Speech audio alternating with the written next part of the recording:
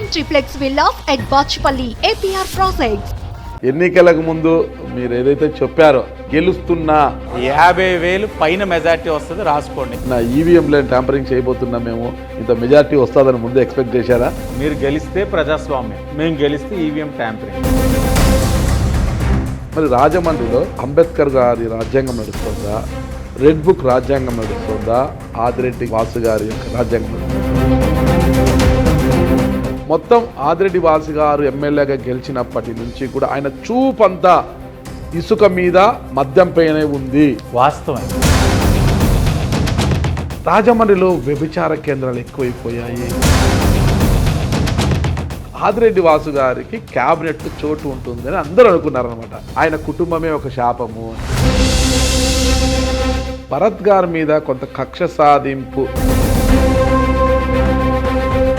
ఇప్పుడు ఎలాగైనా మార్గాన్ భరత్రామ్ గారిని కూడా జైలుకు పంపించాలని ఆదిరెడ్డి వాసు గారు కంకణం కట్టుకున్నారు. మీరు వైసీపీకి వ్యతిరేక, వైసీపీలో ఉన్న నాయకులకు వ్యతిరేకంగా ఎవరైతే మా నాయకుడి మీద అదే పని మీద కాలు దూవుతారో ఆడు నాకు శత్రువే అవుతారు. జక్కంపూడి గణేష్తో మీకు మిత్రత్వం ఉందా, శత్రుత్వం ఉందా? 2 ఏళ్లలో ఒక మంచి అవకాశం రానుంది మీకు. అదే గోదావరి పుష్కరాలు. బ్యూటిఫికేషన్ పేరుతో మార్గన్ భరత్రామ్ గారు అప్పట్లో చాలా అందంగా తీర్చిదిద్దారు కదా టౌన్ని. మీకు ఒక వందనం. బీసీ హాస్పిటల్ దీన్ని మార్చేస్తానన్నారు మీరు. ఇప్పుడు సడన్ గానే అక్కడికి వెళ్తామని మీరు ఖాళీయేనా? నేను వచ్చిందే దానికోసం. No word, only action.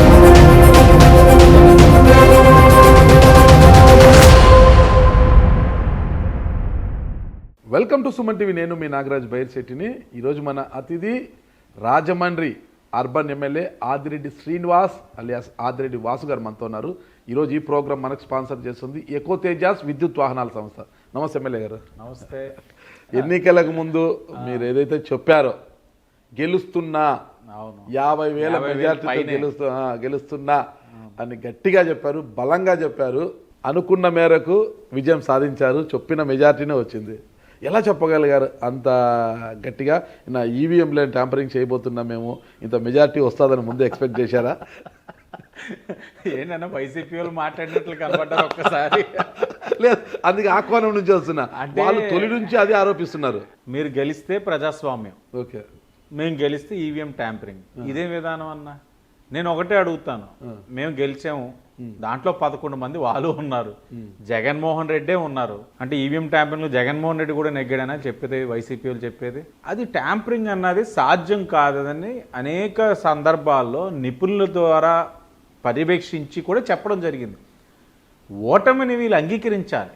మీరు ఎందుకు ఓడిపోయారనేది వారు అంగీకరించాలి. అంగీకరించకుండా, ఆత్మ పరిశీలన చేసుకోకుండా, తప్పులు సరి చేసుకోకుండా ఇంకా మీరు ఈవీఎం అంటే సంతోషం. మీరు ఏం మాట్లాడితే మాట్లాడాలి. ఒకటే కామెంట్ చేస్తున్నారు, 11 మంది గెలిచిన టీడీపీ కూటమి వచ్చేసి ఒక కట్ ఆఫ్ మెజార్టీ పెట్టింది, అది దాటిన వారు విజయం సాధించారు. అంటే గెలిచిన 11 మంది మీరు పెట్టిన కట్ ఆఫ్ మెజార్టీ దాటి ఉన్నారు కాబట్టి వాళ్ళు గెలిచారు. దానికన్నా తక్కువ ఉన్న వారంతా ఓడిపోయారు. మహారాష్ట్ర ఎన్నికలే దీనికి నిదర్శనము అని ఈ రోజుకి వాళ్ళు వాదిస్తున్నారు. మరి మీరేమంటారు? గతంలో ఏదో చేసిన అనుభవంలాగా, గతంలో ఉన్న జ్ఞాపకాలలాగా, అదేదో వీళ్ళు ఇంతకుముందు చేసి ఇదే విధంగా ఇప్పుడు వీళ్ళు చేసేసారనే మైకులు ఉన్నారేమో కానీ ఇది ప్రజలు ఇచ్చిన తీర్పు. ప్రజలు వాళ్ళు వద్దనుకున్నారు. నేను మీకు ఎన్నికల ముందే చెప్పా, 50,000 పైనే మెజార్టీ వస్తుంది, లేకపోతే రాజకీయాల నుంచి తప్పుకుంటానన్న. ఏంటి ఆ విశ్వాసం అంటే ప్రజలు, మేము చేసిన పనులు, వారు మాతోటి మాట్లాడే విధానం కానీ, వాళ్ళ స్పందన కానీ, వాళ్ళ పల్స్ కానీ మేము అన్నీ కూడా చూసినట్టు మాకు అర్థమైంది. ఈ ప్రభుత్వాన్ని వద్దనుకుంటున్నారు, ఈ పార్టీ వద్దనుకుంటున్నారు, మరి ముఖ్యంగా మా కొద్దిగా ఇక్కడ ఈ నాయకులు వద్దనుకుంటున్నారు. మా ఏరియాలో పార్టీ ప్రభుత్వంతో పాటు మాకు ఇక్కడ కొంతమంది వ్యక్తులను వద్దనుకుంటున్నారు. అది వద్దనుకున్న విధానం మాకు అర్థమైంది కాబట్టి బలంగా మేము ఇంత మెజార్టీతోటి నెగ్గగలమన్న విశ్వాసం మాకుంది. వాళ్ళు ఏంటి ఎందుకు వద్దనుకుంటున్నారు? ఈ ప్రాంతం మనకి బలంగా ఒక బలహీన వర్గాలు, బహుజనులు ఎక్కువ ఉన్న ప్రాంతం. ట్రెడిషనల్గా వైఎస్ఆర్సీపీకి స్ట్రాంగ్ ఓటుగా భావించే ఓటర్స్ కూడా ఎందుకు వద్దనుకుంటున్నారని ఈ రోజు దాకా ఏదైనా సరే అనలైజ్ చేసుకోగలిగారా? ఏదైనా కనీసం వెళ్ళి ఫీల్డ్ ఇన్వెస్టిగేషన్ చేసుకోగలిగారా? ఇక్కడ వీళ్ళంతా కూడా బహుజనులు ఉంటారు, పార్టీకి ఎప్పుడు కూడా బహుజనులు మా బలం అనే వైఎస్ఆర్సీపీ కూడా కాదు, చేసుకోలేకపోయారు. ఏమీ చేయలేదు. చేయకపోగా ప్రజల దగ్గరికి ఇంకా వెళ్ళి ఈవీఎం అంటే నమ్మే పరిస్థితిలో ఉన్నారా? ఓటేసిన ప్రజలకు తెలుసు కదా ఎవరికి వేసారో. వాళ్ళు నవ్వుకుంటున్నారు, మేము నవ్వడం వదిలేయండి, వాళ్ళు నవ్వుతున్నారు, ప్రజలు నవ్వుతున్నారు ఈవీఎం అంటా ఉంటే. ఇప్పుడు అదే ఢిల్లీ ఎన్నికలే దీనికి ఒక నిదర్శనంగా నిలవబోతుంది. ఎందుకంటే ఢిల్లీ దేశాన్ని శాసిస్తున్న మోడీ ఢిల్లీ పైన పెత్తనం చెలాయించలేకపోతున్నారు. ఈసారి ఢిల్లీ ఎన్నికల్లో బీజేపీ గెలిస్తే ఖచ్చితంగా ఈవీఎం, బీజేపీ గెలవకపోతే ఈవీఎంల ట్యాంపరింగ్ లేదు అని అలా చెప్పగలుగుతామన్నా. ఇప్పటికే ఆమ్ ఆద్మీ పార్టీ అన్నది నాకు తెలిసి 2 సార్లు ఉన్నట్లున్నారు. నెగ్గుతూ వచ్చారంటే గ్యారంటీగా యాంటీ ఇన్కంబెన్సీ అనేది ఉంటది. నెక్స్ట్ నరేంద్ర మోడీ గారు పరిపాలన చూస్తా ఉన్నాం. ఆయన ప్రధానమంత్రిగా ఆయన భారతదేశాన్ని ఎంత గొప్పగా పరిపాలిస్తా ఉన్నాడు, ప్రపంచ దేశాలతోటి భారతదేశాన్ని ఎలా పోటీ పడే విధంగా తీసుకెళ్తా ఉన్నాడు, ఈ డిజిటల్ రెవల్యూషన్ ఇవన్నీ కూడా ఏ విధంగా జరుగుతూ ఉన్నాయన్నది ప్రజలందరూ గమనిస్తూ ఉన్నారు. గమనించినప్పుడు మార్పు కోరుకోవచ్చు. యాంటీ ఇన్కంబెన్సీ అనేది స్వతహాగా వస్తుంది. ఇప్పుడు దాన్ని కూడా మీరు మలిచేసి ఇది ఈవీఎం అంటే ఎలాగా? ఏదైనా ప్రజాస్వామ్యంలోని ఒకటి ప్రజలు, న్యాయ నిర్ణేతలు, ఇంకోటి ఎంత టెక్నాలజికల్గా మనం అప్గ్రేడ్ అయినా ఈవీఎంని ట్యాంపర్ చేసే పరిస్థితులు లేవన్నది అదే పని మీద నిపుణులు చెప్తా ఉన్నా ఏదో అంటే మన ఓటమిని అంగీకరించలేనప్పుడు సాకులు ఎత్తుక్కుంటాం. ఆ సాకుల్లో ఇది చాలా కంఫర్టబుల్గా ఉంది, ఈవీఎం అని సరిపోతా ఉంది. సో ఈ విషయం పక్కన పెడితే ఒక్కసారి ఎన్నికలకు ముందు మనం గమనిస్తే జగదీశ్వరి చిట్స్ దాని మీద కేసులు బనాయించి మిమ్మల్ని జైలుకు పంపించారు, చాలా బాధలకు గురి చేశారు. ఆదిరెడ్డి కుటుంబం వైసీపీలకు రాకపోతే మూసేస్తాం, ఇక మొత్తం మూసేస్తామని బెదిరించారు. బెదరలేదు, జైలుకు వెళ్ళారు, జైలు జీవితం అనిపించి మళ్ళా వచ్చారు బయటికి. మీరు వచ్చి రాగానే చంద్రబాబు నాయుడు గారిని కూడా స్కిల్ డెవలప్మెంట్ కేసులో ఆయనని ఇక్కడే ఇదే రాజమండ్రి జైల్లో పెట్టారు 53 రోజుల పాటు. ఆ కుటుంబం అంతా రాజమండ్రిలోనే మకాం వేసింది. మీ బాధలు మీరు మర్చిపోయే లోపే చంద్రబాబు గారు చంద్రబాబు జైల్లో పెట్టడం, ఆ కుటుంబం అంతా ఇక్కడే ఉండడం, లోకేష్ గారు, భువనేశ్వరి గారు కావచ్చు, వీళ్ళందరూ కూడా. అప్పుడు ఎలా ఉండింది అసలు మీ యొక్క పరిస్థితి ఎలా ఉండింది? నిన్న రాజమండ్రిలో ముగ్గులు పోటీలు నిర్వహిస్తా ఉన్నాను. నేను ప్రతిపక్షంలో ఉన్నప్పుడు ముగ్గులు పోటీలు నిర్వహించాను. ఇప్పుడు అధికారంలో వచ్చిన తర్వాత కొనసాగిస్తా ఉన్నాను. ఎందుకంటే అధికారంలోకి వచ్చిన తర్వాత మన కొన్ని సాంప్రదాయాల్ని కొనసాగించాలి, అధికారం వదిలేయకూడదు, మర్చిపోకూడదు. నిన్న ఒక ప్రాంతంకి వెళ్ళినప్పుడు అక్కడ ప్రజలు గుర్తు చేశారు వినాయక చవితి నాడు విఘ్నాలు తొలగిపోవాలి, నా భర్తకి బెయిల్ రావాలని భువనేశ్వరి గారు ఏదో ఒక గుడికి వెళ్దామా వాసు అని అడిగారు. అంటే బాగా ప్రసిద్ధిగాంచిన గుడి విఘ్నేశ్వర గుడి. ఆ గుడికి వెళ్దామని 10ంటికి మేము ఆ గుడికి వెళ్తామని డిపార్ట్మెంట్కి ఇంటిమేట్ చేయాలి కాబట్టి పోలీస్ డిపార్ట్మెంట్కి ఇంటిమేట్ చేసాం. ముందు రోజు రాత్రి 9ంటికో 10ంటికో ఫిక్స్ చేసాం ప్రోగ్రామ్. మీరు నమ్మరు, రాత్రి 10 తర్వాత వైసీపీ వాళ్ళు సర్క్యులేట్ చేసుకున్నారు మెసేజెస్. మనం రేపు 9:30కి వైఎస్ఆర్సీపీ రాజమండ్రి సిటీ నాయకులు కార్యకర్తలు అందరూ కూడా ఆ గుడికి రండి, మొదటి దర్శనం మనకు అవ్వాలి అని. నాకు నైటే దర్శనంలో కూడా నాకు నైటే మెసేజ్ వచ్చింది. నేను చూసాను, పోలీస్ వారికి చెప్తే డిఎస్పీ గారు వీళ్ళందరూ స్వతహాగా అప్పుడు ఉన్న ఒత్తిడి రీత్యా లేదు సార్ మీరు కొద్దిగా డిలే చేసుకోండి అని అంటే, నేను మా వాళ్ళకి అక్కడ అదే భువనేశ్వరి గారి యొక్క సిఎస్ఓ గారిని అడగగా వారు వెంటనే సార్ ఇక్కడ మనం పోటీ పడాల్సిన అవసరం ఏముంది, వాళ్ళ దర్శనం అయిపోనే ఉండే మనం వెళ్ళి దేవుడికి మనం నమస్కరించుకొని మన బాధలు చెప్పుకోవడమే కదా, ఒక అరగంట లేట్ అయితే ఏంటి అని అన్నారు. మేము 10ంటిది కాస్త 10:30కి వెళ్ళాము. 10:30కి వెళ్తే 200-300 మంది పోలీసులు, ఆవిడి నేను, దాని తర్వాత కొంతమంది మా నాయకులు వచ్చారు, మేము ఒక 30-40 మంది ఉన్నాం. గుడి దగ్గరికి వెళ్తే పట్టుమని ఇద్దరు కూడా లేదు వైసీపీ వాళ్ళు. అంటే వాళ్ళు సర్క్యులేట్ చేసుకున్న గుడి దగ్గర రాజకీయాలు ఏంటని ఆ వైసీపీలోనే చేదరించుకున్నారు. ఇక్కడ ఉన్న ఆ ఇన్ఛార్జ్ యొక్క వ్యవహారాన్ని ఇద్దరే ఉన్నారు, మూల నుంచొని ఉన్నారు. పోలీసు అని అడిగాను, నాకు వైసీపీ వాళ్ళు చాలా ఎక్కువ మంది కనబడుతున్నారంటే పోలీసు వాళ్ళు వచ్చి అదేంటి సార్ వాళ్ళు ఇద్దరే ఉన్నారు సార్, 1:30 నుంచి చూస్తున్నా ఎవరైనా వస్తారంటే ఇద్దరే కనబడుతున్నారు. లేదు చాలా ఎక్కువ మంది కనబడుతున్నారు. ఎవరు సార్? పోలీసులేనండి అని. మీరేనండి, వైసీపీ వాళ్ళు కనబడట్లేదు, నాకు మీరే కనబడుతున్నారు వైసీపీ వాళ్ళ కింద. ఇద్దరు ఉన్నప్పుడు మీరు ఆవిడని పాపం కారులో 20 నిమిషాల నుంచి ఉంచారు, దేవుడికి దండం పెట్టుకోవడానికి వచ్చారు అంటే అలాంటి ఇబ్బందులు అనేకం పెట్టారండి ఆవిడని. గాంధీ జయంతి నాడా లేకపోతే నాకు సందర్భం గుర్తు రావట్లేదు కానీ గాంధీ గారిని కూడా ఆవిడ గాంధీ జయంతి అనుకుంటున్నానండి, ఆయనకి నివాళులు అర్పించడానికి వెళ్దాం అనుకుంటే మేము ఏదైతే సెంటర్లో గాంధీ గారికి నివాళులు అర్పించుకుందామని వెళ్తా ఉన్నామో అదే సెంటర్ పెడతారు కార్యక్రమం. సత్యమేవ జయతే, సత్యమేవ జయతే కార్యక్రమం రాజమండ్రి సీట్లు మొట్టమొదటి రాజకీయ కార్యక్రమం ఆవిడది. నేనే ఆర్గనైజ్ చేశానండి. అది పెద్దలందరి యొక్క సమక్షంలో సహకారంతో నేను చేశాను. అదే రోజు డ్వాక్రా గ్రూపుల మీటింగ్. డ్వాక్రా గ్రూపుల ఆరోగ్యం ఎలా ఉందంట మెడికల్ టెస్టులు చేసి వాళ్ళందరూ రూమ్లో ఉంచి తాళం వేసేసి వాళ్ళకి బీపీ షుగర్లు అన్ని టెస్టులు చేస్తున్నారు. 20,000 మందితో చేసాం కార్యక్రమం.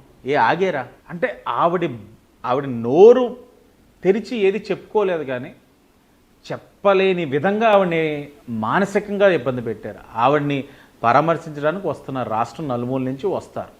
అమ్మ బాబు గారు బాగానే ఉన్నారు కదా, మీరు ధైర్యంగా ఉండండి అమ్మా, మేము ఉన్నాం అంటారు. అంతేనే కదండి, దాని మించి ఇంకేం మాట్లాడరు. ఈ మాట చెప్పడానికి కూడా ఆవిడున్న క్యాంప్ సైట్ దగ్గర రానిచ్చేవారు కాదు పోలీసు వారు.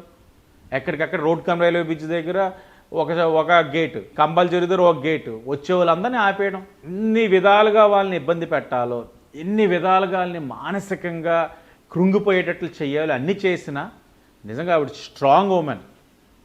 ఐరన్ లేడీ అని అంటారు చూడండి, ఆవిడే. చాలా ధైర్యంగా నిలతొక్కుని ఒకనొక సందర్భంలోనే మాకు ధైర్యం నింపేవారు, మాకు కొన్ని సూచనలు ఇచ్చేవారు.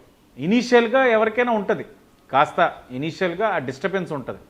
తర్వాత మాత్రం ఆవిడ ఓవర్కమ్ అయి, లేదు బాధ్యత ఉంది, కోట్లాది తెలుగు సైనికులు ఆవేదన చెందుతూ ఉన్నారు, వాళ్ళ ఆత్మస్థైర్యం కోల్పోకూడదంటే కుటుంబం ధైర్యంగా ఉండాలని ఆవిడ కానీ లోకేష్ గారు కానీ బ్రాహ్మణి గారు కానీ వ్యవహరించిన విధానం చాలా స్ఫూర్తిదాయకం. వాళ్ళు రియల్ ఫైటర్స్లా ఫైట్ చేశారు. వాళ్ళేమీ మమ్మల్ని మా ప్రభుత్వం ఇలా చేసేసింది, అయ్యో మాకు ఇంత అన్యాయం అయిపోయిందని బార్మన్ రోడ్ల మీద కూర్చొని ఏమి నిరసనలు చేయలేచేలా. వాళ్ళు ఏం చేయాలో అది చేశారు, ప్రజల్లోకి వెళ్ళారు. సత్యమేవ జయతే, నిజం గెలవాలి. ఏం జరిగింది ఈ రోజున, ఒక వ్యక్తి ఎంతటి గొప్ప వ్యక్తి, ఒక విజనరీ లీడర్కి ఇలా జరిగింది, వాళ్ళ కుటుంబ సభ్యులకి ఇలా జరిగింది, రేపు సామాన్యులకి ఎందుకు జరగదు? ఆవిడ ప్రశ్నించడం మొదలుపెట్టారు. చాలా దారుణంగా ఇబ్బంది పెట్టారండి. జస్ట్ నేను శాంపిల్కి 2-3 ఇన్సిడెంట్స్ నాకు స్ట్రైక్ అయ్యి చెప్పాను. ఆలోచించుకుంటూ వెళ్తే ఇలాంటి వందలాదిగా ఉన్నాయి అవమానాలు, వందలాదిగా. మరి ఇన్ని అవమానాలు పడి, ఇన్ని బాధలు పడి మీరు అధికారంలోకి వచ్చారు, మీ పార్టీ అధికారంలోకి వచ్చింది, మీరు ఎమ్మెల్యేకి గెలిచారు, అనుకున్న మెజార్టీని దాటిపోయారు మీరు. మరి ఇప్పుడు ప్రస్తుతం రాజమండ్రిలో ఇంత ఇబ్బందులు పడి వచ్చారు కదా, మరి రాజమండ్రిలో అంబేద్కర్ గారి రాజ్యాంగం నడుస్తోందా, రెడ్ బుక్ రాజ్యాంగం నడుస్తోందా, ఆదిరెడ్డి వాసు గారి యొక్క రాజ్యాంగం నడుస్తోందా? డాక్టర్ బిఆర్ అంబేద్కర్ గారి రాజ్యాంగం నడుస్తూ ఉంది. ఓకే, మీ భద్రత మా బాధ్యత ద్వారా మహిళలందరినీ చైతన్యవంతుల్ని చేసి మహిళలందరినీ కూడా ఈ రోజున సురక్షితంగా ఈ నగరంలో ఉంచేందుకు చేయవలసిన కృషి అంతా చేస్తూ ఉన్నాం. రెడ్ బుక్ అనేది లేదు, గుడ్ బుక్ కింద మార్చాం. రెడ్ బుక్ నేను మరలా చెప్తా ఉన్నాను, కక్షలు సాధించుకోవడానికి రెడ్ బుక్ అనేది రచించలే. రెడ్ బుక్లు ఎవరైతే పేర్లు ఉన్నాయో రూల్ ఆఫ్ లా అనేది ఉంటుంది, దాన్ని అధిగమించిన వ్యక్తుల గురించే రెడ్ బుక్ అనేది ఉంది. కానీ వీళ్ళు పదే red book red book red book అని నిద్రపోతున్నాడు కూడా రెడ్ బుక్నే నామస్మరణం చేస్తూ ఉన్నారు. Red book is good book. కేవలం ఎవరైతే తప్పు చేస్తున్నారో వారే ఇబ్బందులు పడతారు. జగన్మోహన్ రెడ్డి గారు ఢిల్లీ వెళ్ళి అక్కడ ప్రెస్ మీట్ పెట్టినప్పుడు కూడా చెప్పారు కదా, లోకేష్ గారు ఒక రెడ్ బుక్ రాజ్యాంగం పెట్టుకుని, రెడ్ బుక్ పెట్టుకుని దాంట్లో ఉన్న మేరకు మొత్తం వర్క్ నడుస్తుందని. ఆ భయం అన్నది దాటేశారు, నెక్స్ట్ లెవెల్కి వెళ్ళిపోయారు. ఆయన భయం, ఆయన చేసినవన్నీ ఆయనకి గుర్తొస్తున్నట్లు ఉన్నాయి. రెడ్ బుక్లో దాని గురించి లేదన్న విషయం వివేకానంద రెడ్డి గారి మొదలుకొని ఇంకా అనేకమైన అంశాలన్నీ కూడా ఆయన మైండ్లో రొటేట్ అవుతున్నాయేమో, అవన్నీ కూడా రెడ్ బుక్లో ఉన్నాయేమో అనుకొని ఆయనే చెప్పేస్తున్నారు. నేను అది చేశాను, ఇది కూడా రెడ్ బుక్లో ఉంది, నేను ఇది చేశాను, ఇది రెడ్ బుక్లో ఉంది, కాబట్టి రెడ్ బుక్ యాక్షన్లోకి వెళ్తే నా పరిస్థితి ఏంటని అనుకుంటా ఉన్నారు. కానీ 6 నెలలు అయింది, ఎక్కడైనా కక్ష సాధింపులు ఉన్నాయా? ఇంకా చెప్పాలనంటే కొన్ని ప్రాంతాలు ఇంకా వైసీపీ వాళ్ళే దాడి చేస్తున్నారు, ఇంకా వైసీపీ వాళ్ళే శృతి మించి ప్రవర్తిస్తూ ఉన్నారు. వాస్తవ పరిస్థితి. మా వాళ్ళందరినీ కూడా ఎక్కడికక్కడ సమయం పాటించమని చెప్తా ఉన్నారు. చంద్రబాబు నాయుడు గారు, పవన్ కళ్యాణ్ గారు, లోకేష్ గారు కూడా చాలా స్పష్టంగా సందర్భం ఉన్న ప్రతిసారి మనకి అధికారం ఇంత అబ్సల్యూట్ మెజారిటీ ఇచ్చింది ప్రజలు, మంచి పరిపాలన అందించమని, వారు చేసిన తప్పులు మనం చేయకూడదు అనేది ఎప్పటికప్పుడు అప్రమత్తం చేస్తూ ఉన్నారు. కానీ రెడ్ బుక్ అనేది అమలవుతుంది, తప్పకుండా అమలవుతుంది. ఎక్కడ ప్రభుత్వ ఖజానాకి గండి కొట్టిన అంశాల్లోనే ఎవరైతే ఇన్వాల్వ్ అయి ఉన్నారో వాళ్ళ మీద చర్యలు ఉంటాయి. ఏదైతే సహజ వనరులు ఉన్నాయో వాళ్ళని దోపిడీ చేస్తున్నారో వాళ్ళపైన చర్యలు ఉంటాయి. అధికారం ఉంది కదా అని చెప్పి అన్నిటిని కూడా మాఫీ చేసేసుకుందాం అంటే అవ్వదు. తప్పు ఈ రోజు కాకపోతే రేపైనా బయటకు వస్తుంది. ఇప్పుడు వస్తున్నట్లనే చర్యలు ఉంటాయి. సహజ వనరులను దోపిడీ చేస్తే చర్యలు తప్పకుండా ఉంటాయి. అవును. ఓకే, మరి అదే సహజ వనరుల కింద వచ్చే ఇసుకను మీరు దోపిడీ చేస్తున్నారు. కోట్లింగాల గాడి దగ్గర ర్యాంపుల్లో కావచ్చు, పేపర్ మిల్స్ దగ్గర కావచ్చు. ఇక్కడ ఇంకోటి లాలా చెరువు సెంటర్లో గతంలో ఒక పెద్ద ఇసుక కొండ ఉండేది. ఆ ఇసుక కొండను కాస్త మాయం చేసేశారు. అసలుకు అనుమతి లేకపోయినా కూడా మొత్తం ఇసుకనంతా తరలించేస్తున్నారు అన్న విమర్శలు ఈరోజు వైసీపీ నుంచి వినిపిస్తున్నాయి. అది కూడా సహజ వనరుల్లో ఒకటి ఇసుక.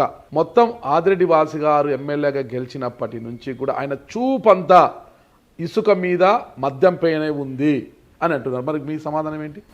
వాస్తవమే, నా చూపంతా కూడా ఇసుక మీదే ఉంది. ఓకే, ఉచితంగా ఇసుకని ప్రజలకి సరఫరా చేయాలి, వ్యాపారస్తులు ఎక్కడ కూడా ఇబ్బంది పడకూడదన్న ఆలోచనతోటే నా చూపు ఉంది. మద్యం ప్రజలకి అధిక ధరలు లేకుండా ఏదైతే ప్రభుత్వం పెట్టిన పాలసీకి అనుగుణంగా వ్యాపారం చెయ్యాలన్న దాని మీద చూపు ఉంది. వీళ్ళు ఎలా ఉందంటే దొంగడు దొంగ అన్నట్లుంది. మీరు 5 సంవత్సరాలు దోచేశారు ఇసుకని. ఇప్పుడు ఏదైతే లాలా చెరువు చెప్తా ఉన్నారో ఎవరి పాత్ర ఉంది అంటే నోటికి వచ్చినట్లు ఇప్పుడు అధికారంలో ఉన్నాం కాబట్టి ఆదిరెడ్డి వాసు పాత్ర అంటే సరిపోదు. గత 5 సంవత్సరాలు మీరు దోచారన్నదే నేను చెప్తాను. ఒక్కొక్క ర్యాంపు నుంచి 2 లక్షలు చొప్పున రోజుకి 25 లక్షల రూపాయలు ఇసుక నుండి ఆదిరెడ్డి వాసుకు అందుతోంది అని వైసీపీ ప్రచారం. 25 లక్షలు రోజుకి 25 లక్షలు నెలకి 7.5 కోటి అన్న ఎక్కడుందో చెప్పమనన్నా బాబు. అంటే వాళ్ళు లెక్కలైనా జగన్ గారు ఎలాగైతే వాళ్ళు చేసిన దాన్ని నేను కూడా చేసేస్తున్నానేమో అని ఆలోచనలో ఉన్నారేమో. అవసరం లేదు. ఇది ఏదైతే ఇసుక ఉందో చాలా పారదర్శకంగా నడుస్తూ ఉంది. నా నాయకుల యొక్క పాత్ర లేదు. సొసైటీల ద్వారా నడిపిస్తా ఉన్నాం. సొసైటీలో ఎవరైనా తప్పు చేస్తే నేనే గౌరవ కలెక్టర్ గారికి ఫోన్ చేసి వీళ్ళు తప్పు చేస్తున్నారు ఆపండి అని కూడా చెప్తా ఉన్నాను. గత 10 రోజుల్లో కోట్లింగాల రేవులో కొన్ని సొసైటీలు కూడా ఆపించాను కలెక్టర్ గారికి చెప్పి. మరి ఏ తప్పు చేశారని కొన్ని సంవత్సరాలుగా నిర్వహిస్తున్న శ్రీ వెంకటేశ్వర శాండ్ సొసైటీ వారిని రద్దు చేయించి మీ అనుచరులు కట్టబెట్టాలని చూస్తున్నారంట. వెంకటేశ్వర శాండ్ సొసైటీ ల్యాండ్ ఓనర్కి సమస్య ఉంది. ఈ వెంకటేశ్వర శాండ్ సొసైటీ వారు మీరే కాదన్న రాష్ట్రంలో అందరినీ టచ్ చేసేసారు. టచ్ చేశారు కాబట్టి నేను చెప్పగలుగుతున్నాను, లేకపోతే వాళ్ళు ఎవరో నేను అడుగుతున్నామో. అందరినీ టచ్ చేసేసారు. వాళ్ళకి ఇప్పుడు ఓనర్స్తో అగ్రిమెంట్ లేదు. ఎంత డీటెయిల్డ్గా అంటే ఏంటి విషయం అని చెప్పి నేను కూడా సబ్జెక్ట్ తెలుసుకున్నాను. వాళ్ళకి 100 మీటర్లు ఇస్తే కోటికి 200 మీటర్ల మీద వెళ్ళి స్టే తెచ్చేసుకున్నారు. కానీ మీకు అగ్రిమెంట్ 100 మీటర్ల మీద ఉంటే నీకు కోర్టు స్టే వస్తుంది. పక్క సైట్ కూడా అగ్రిమెంట్ లేకపోయినా కోర్టు స్టే ఇచ్చేసింది. కానీ ప్రస్తుతం కలెక్టర్ గారు అనుమతులు ఉన్నాయంట కదా వాళ్ళకి? ఏమీ లేవండి. ఇప్పుడు మీకు అనుమతులు ఉన్నా ల్యాండ్ ఓనర్ అగ్రిమెంట్ అవ్వాలి కదా మీకు. ఎవరైతే లేడీ ఉన్నారు కాతేరులో ఉంటారు ఆవిడ లేడీ, ఆవిడ కూడా అందరు లీడర్స్ దగ్గరికి వెళ్ళిపోయారు. ఆవిడ నేను ఎవరికైనా ఇస్తాను కానీ ఈ సొసైటీ వాళ్ళకి ఇవ్వను అని అంటున్నావన. వెంకటేశ్వర ఏదంటే శాండ్ సొసైటీ నగరంలో మా జనసేన నాయకులు చెప్పారు, మా టీడీపీ నాయకులు చెప్పారు, మా బీజేపీ నాయకులు చెప్పారు.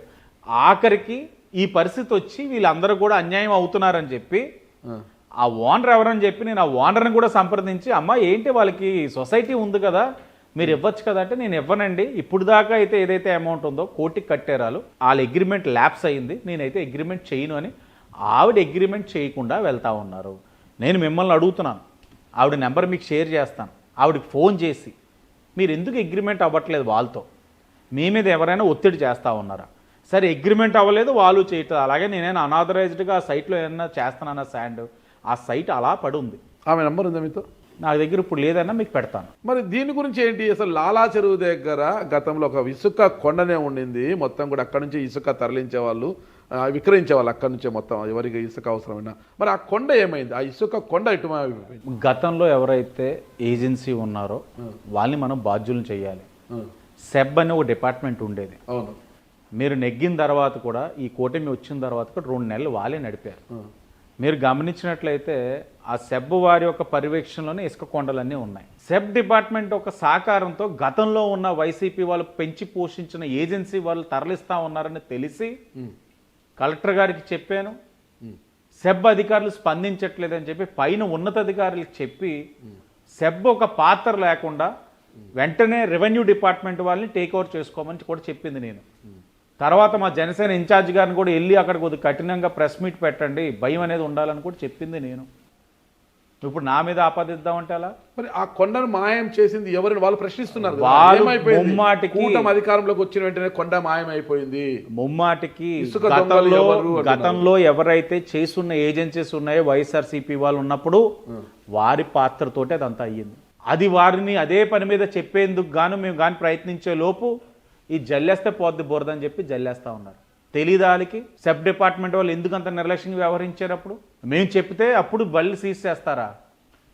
నా మనుషులు అయి ఉంటే నేను ఎందుకు బళ్ళు సీజ్ చేయిస్తాను? ఈ రోజు కూడా సీజ్ అయి ఉన్నాయి బళ్ళు. ఎలా అయ్యింది అది?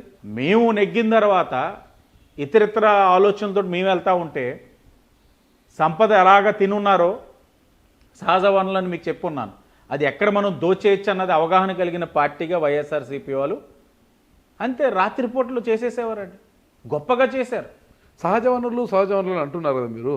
దివాన్ చెరువు దగ్గర ఉన్న అటవీ భూములను, పెద్ద ఎత్తున అటవీ భూములను గతంలో ఉన్న వైసీపీ నాయకులు కాజేయడానికి దోచేయడానికి పన్నాగం పన్నారని పెద్ద ఎత్తు యుద్ధం చేశారు మీరు.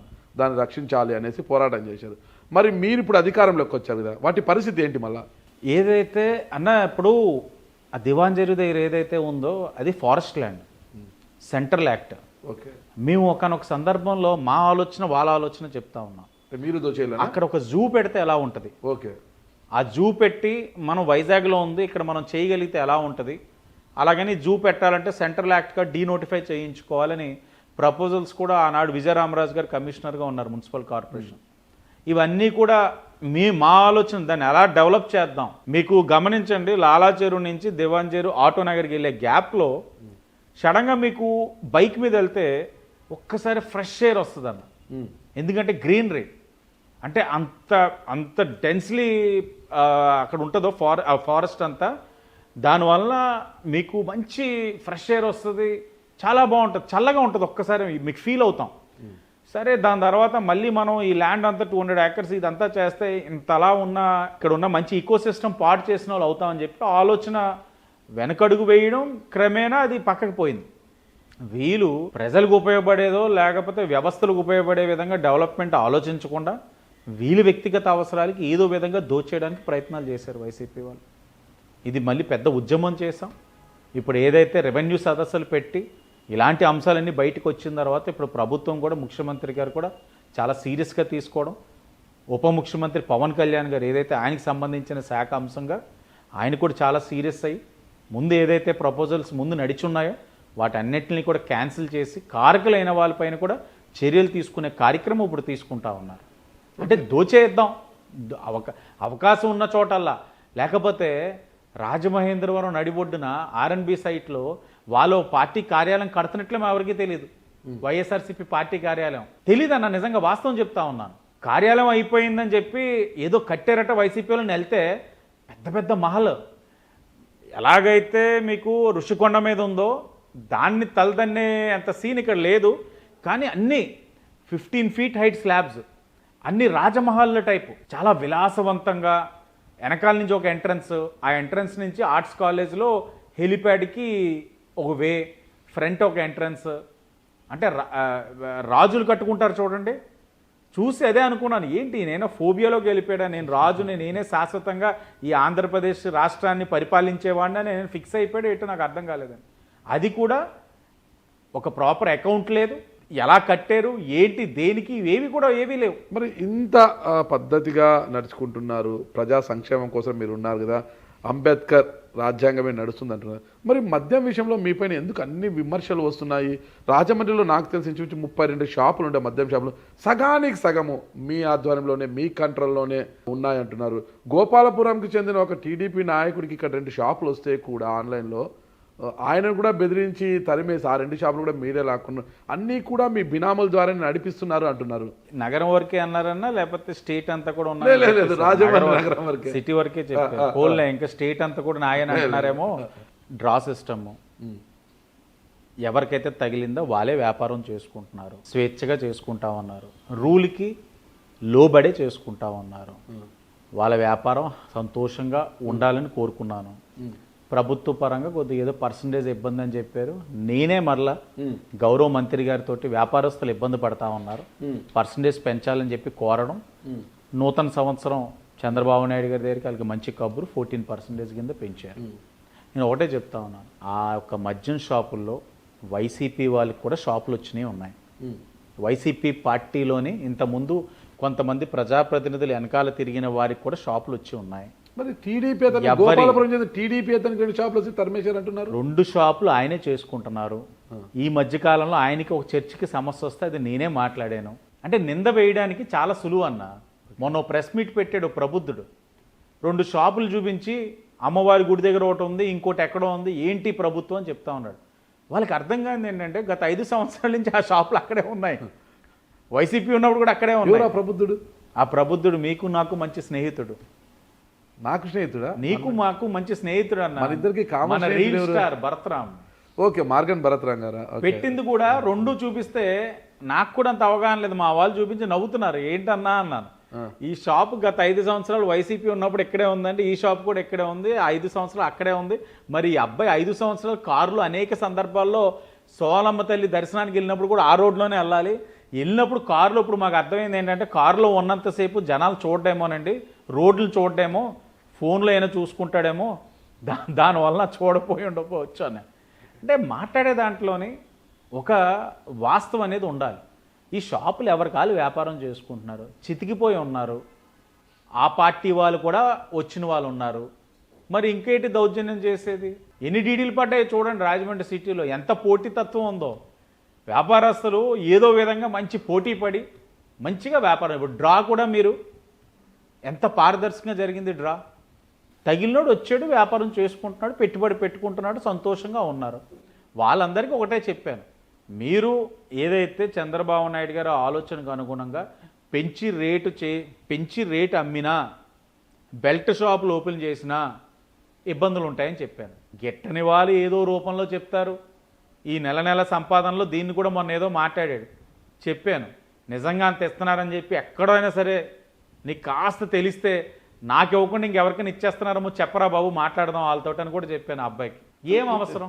దీనికి కొనసాగింపుగా ఒక ప్రశ్న, దానికి 2 అర్థాలు వస్తున్నాయి ఇక్కడ. ఎస్, అంటే ఇక్కడ మీరే ఒక ఎక్సైజ్ అధికారి అయిపోయి, ఎమ్మెల్యే కాస్త ఎక్సైజ్ అధికారి అయిపోయి సారా ప్యాకెట్లు, సారా కాచే ప్రాంతాల మీద దాడులు చేసి వాటితో ధ్వంసం చేసి సారా ప్యాకెట్లను కూడా పట్టించారు. ఇది ఒక ఎమ్మెల్యేగా మీ బాధ్యతగా మీరు చేశారు. ఎక్సైజ్ అధికారుల మీద కూడా చివాటి పెట్టారు, ఇంత జరుగుతున్నా ఏం చేస్తున్నారు, అసలుకి సారా ప్యాకెట్లు ఇక్కడ కొనసాగకూడదు, అసలుకి సారా అనేది కనిపించకూడదు అని ఉక్కుపాదం మోపారనేది ఒక ఇది ప్రజా సంక్షేమం కోసం.